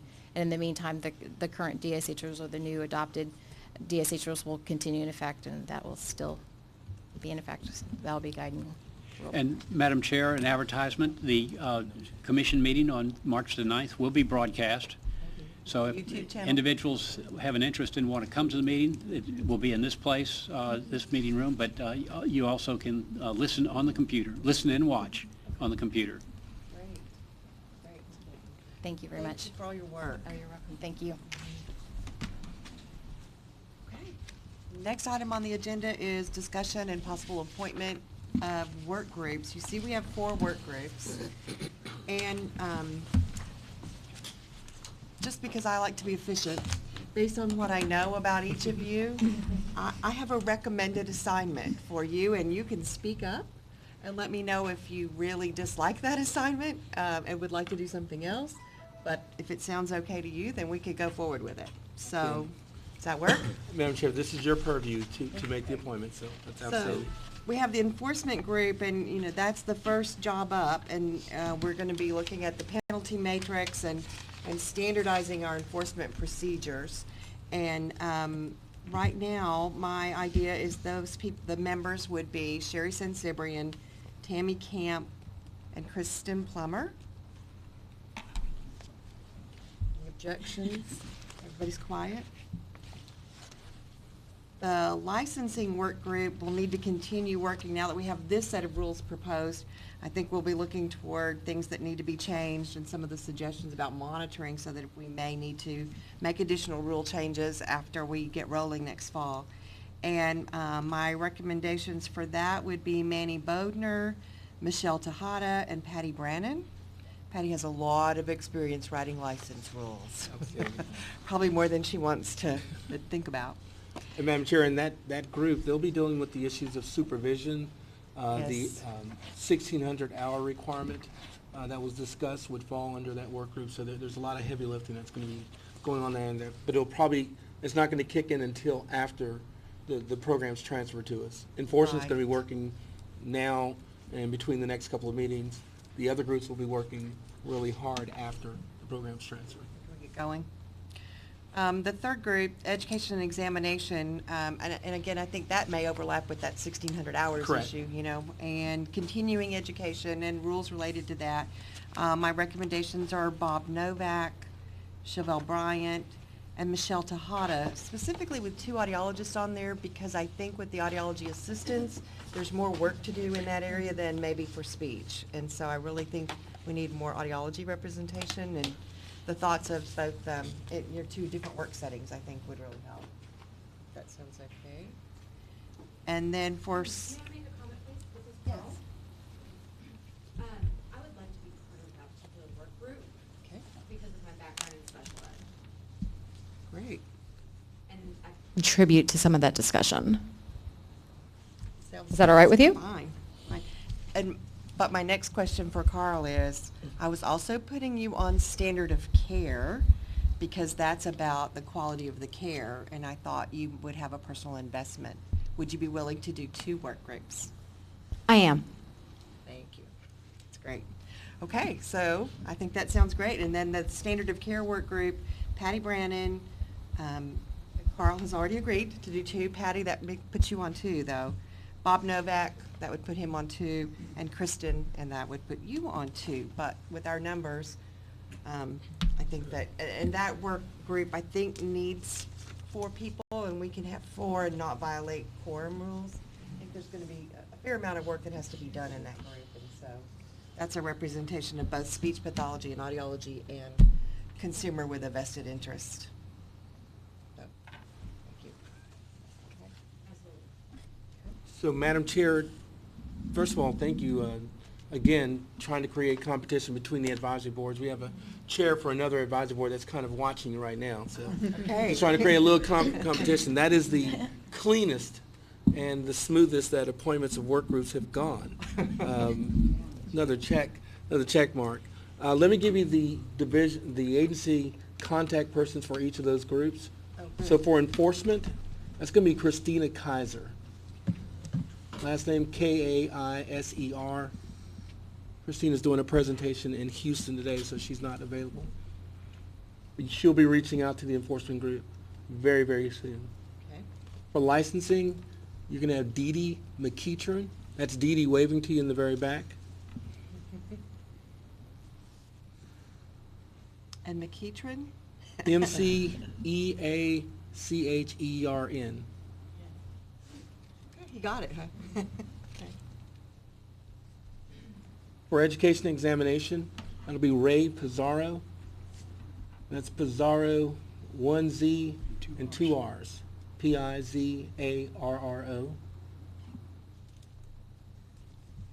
And then for standard of care, it's going to be George Ferry. He's waving at you right there. The 4 folks that I've named are our directors in our agency. So there's some power brokers and movers and shakers for us. Over time, as we start bringing people on staff, you'll have some program specialists that'll be your primary contact persons. But at this point in time, these are the ones that you're going to be working with, and I think it's important for you to have those relationships with them. Could you tell us a little bit about how work groups work in Yes, TDLR structure? Absolutely, absolutely. So we have two bodies that do work for us. You have the work groups, which are comprised of the advisory board members, completely. So for example, on the enforcement, Christina's staff is already working on a preliminary draft of the criminal conviction guidelines. She will reach out to you and say, do you want to meet via phone, Skype, smartboard? Do you want to come in town? So she'll talk to you about what's your preference for how you want to meet, arrange that meeting for you, have the discussion going back and forth, gather your information, come back to the huddle back here at the agency, then run it back by you, and then get a consensus out of the group. Consensus meaning it could be 3-4, and she'll communicate that at the next advisory board meeting. Every work group or every agenda from here on out will have work group reports, and so the work group members and the staff will be able to report about the activities, and then there may be action items on that agenda that will have to be take place based on the efforts of the work group. Then we also have a group that's a task force. Madam Chair, that's when you want to have a combination of advisory board members and folks from the industry and the public. to participate on. They're a little bit bigger. They're a little bit more involved to arrange, but there may be some specific needs to bring that together. We didn't want to start with the task force. We wanted the work group and the advisory board to see itself as a body. You can always consult anyone you want, but over time, you may say, Brian, I want a task force to discuss education. Just not other advisory board members to break a. Yeah, you definitely don't want to break quorum rules when you're consulting other people. Just, you But know, for make example, sure- related to the 1,600 hours, like Kristen was asking another friend at a university, they could contact all the Absolutely. universities and just get their input. bring that information to the work group. It's going to Right. make the discussions rich and more valuable. So, so that's how they work. The staff will reach out to the group members, figure out what their preference is for meeting, timing, location, method, and then they'll start the discussions. The work group can also say, I want to learn a little bit more about X, and the staff will do its part of trying to get that information for you in between the next meeting. So it's a give and take on that. And do we have timelines that any of the work groups need to be aware of? Just know that enforcement is going to start working very, very soon. Right. As we talk about the upcoming meeting dates, you'll see that no matter how you slice it, the enforcement work group is going to be working in May and part of April and maybe in May to get their product ready for the next meeting for the criminal conviction guidelines. And then we're also going to hope to set the meeting for 2 meetings down the road, which will be the penalty matrix. So just know that they'll be working before the programs are transferred to us. The other ones will not have much commerce. Okay, any questions or comments about the work groups? We move on. So the next item on our agenda is recommendations for agenda items for the next board meeting. Madam Chair, we'll reach out to you, but we're going to give you an update on the commission's actions. We'll give you an update on the contingent revenue rider in terms of how are we progressing in getting the licensing system set up. We should have a few personnel hires by that time to give you some insight on that and also give you our progress report on moving forward with our engagements with the Department of State Health Services. There will be work group reports specifically from enforcement would be on the agenda as well. And right now, that's pretty much what we have. And we'll have staff reports available as well.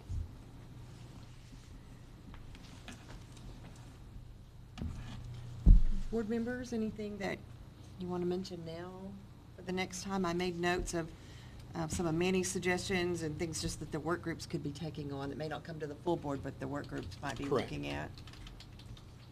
Anything else? This is Patty Brannon. I'd like feedback from the TISHA conference. I know y'all are presenting. Oh. Okay, absolutely. I don't know what you're presenting, but I'd like to get feedback from that. Absolutely.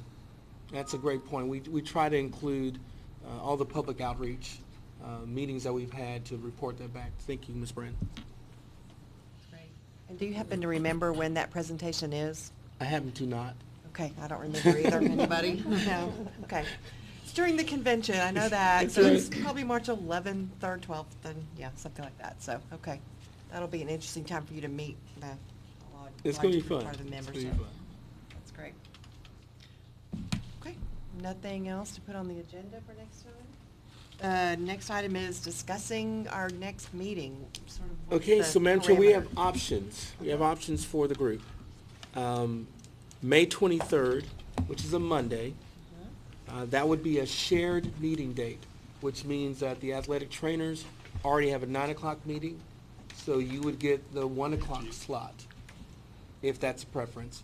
Or your next meeting could be June 13th, which is also a Monday, and that would be a shared meeting day. But you now have an opportunity to get the 9 o'clock slot, and the hearing fitters would be stuck with the 1 o'clock slot. So those are your 2 dates for your next meeting. May 23rd or June 13th, right? Yes, ma'am. A 1 o'clock or a 9 o'clock.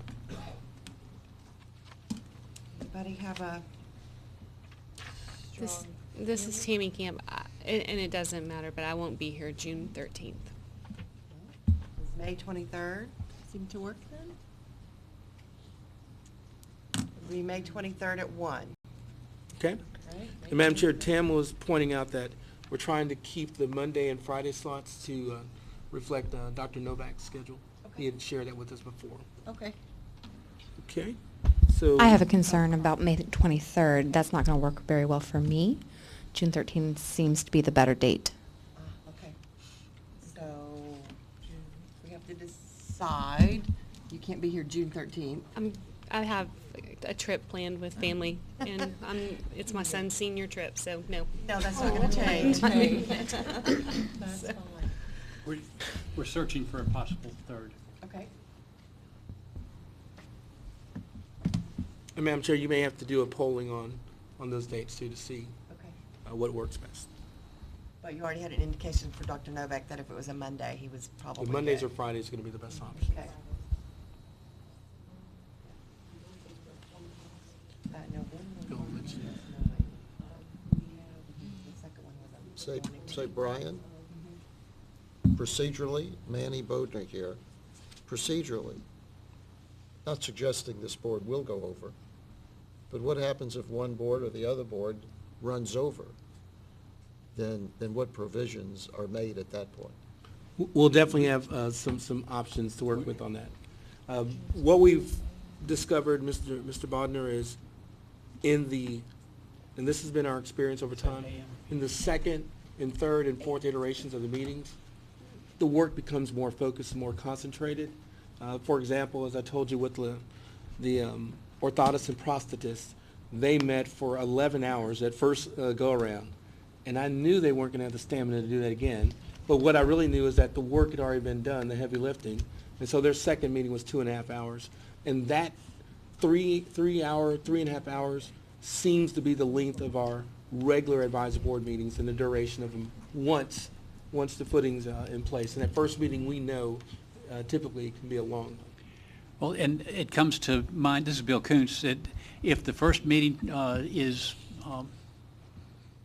intent on continuing discussions, we could take a recess of that meeting, hold the afternoon meeting, and then reconvene the first meeting at 8 o'clock at night or whatever we have to in order to do it.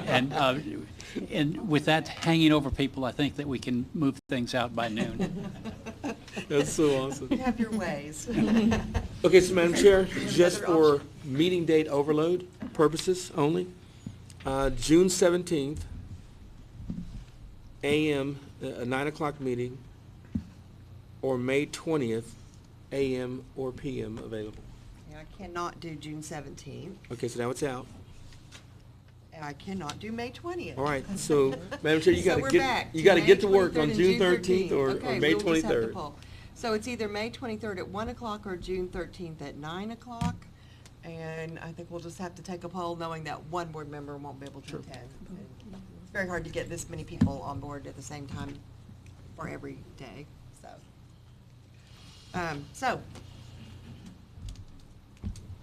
Anybody else have any other conflicts that you need to bring up now? May 23rd at 1 o'clock. How many people would prefer that date? 1, 2, 3, 4. What date? 5, May 23rd, 5. Okay. And how many people would prefer the June 13th date? Just me. Carl's like, Sorry. yeah, it's all right. That's fine. So I think it's May 23rd at 1 o'clock. Okay. Madam Chair, the next meeting after that, we're looking at a Friday, which either be September 23rd or August 26th. I probably should have went in the other order, but September 23rd or August 26th. Okay. Or August 26th. And 9 a.m. or 1 p.m. Starts available for both of those. I would rather have a September date. Okay? Does that work, September? September 23rd? And is everybody okay with us taking the 9 o'clock time since we have our choice? Great. Great. As we get closer, at the next meeting, we may need to adjust it, we'll have an opportunity, but I think this helps people set their schedules. At least get it on the calendar. I appreciate Right. it. It's great. Thank you, Tamla. Would you repeat that date again, please? Yes, September 23rd, Friday, September 23rd at 9 o'clock. Is at least our tentative plan. So we're meeting on two 23rds, May 23rd and September 23rd. But on May 23rd, we meet at 1 o'clock. Correct. Both of those are half days. Mm-hmm. There'll be half-day meetings here. That's correct. Great. Anything else from staff? Madam Chair, I think we're good. Then I would entertain a motion for adjournment. Nobody wants to leave? This is Carl Hummel. I'll move to adjourn. Ooh, thank you. Great. Do I have a second? Kristen Plummer, second. Seconded by Kristen Plummer. All in favor? Aye. Aye. Any opposed? Any abstentions? Great. We are adjourned.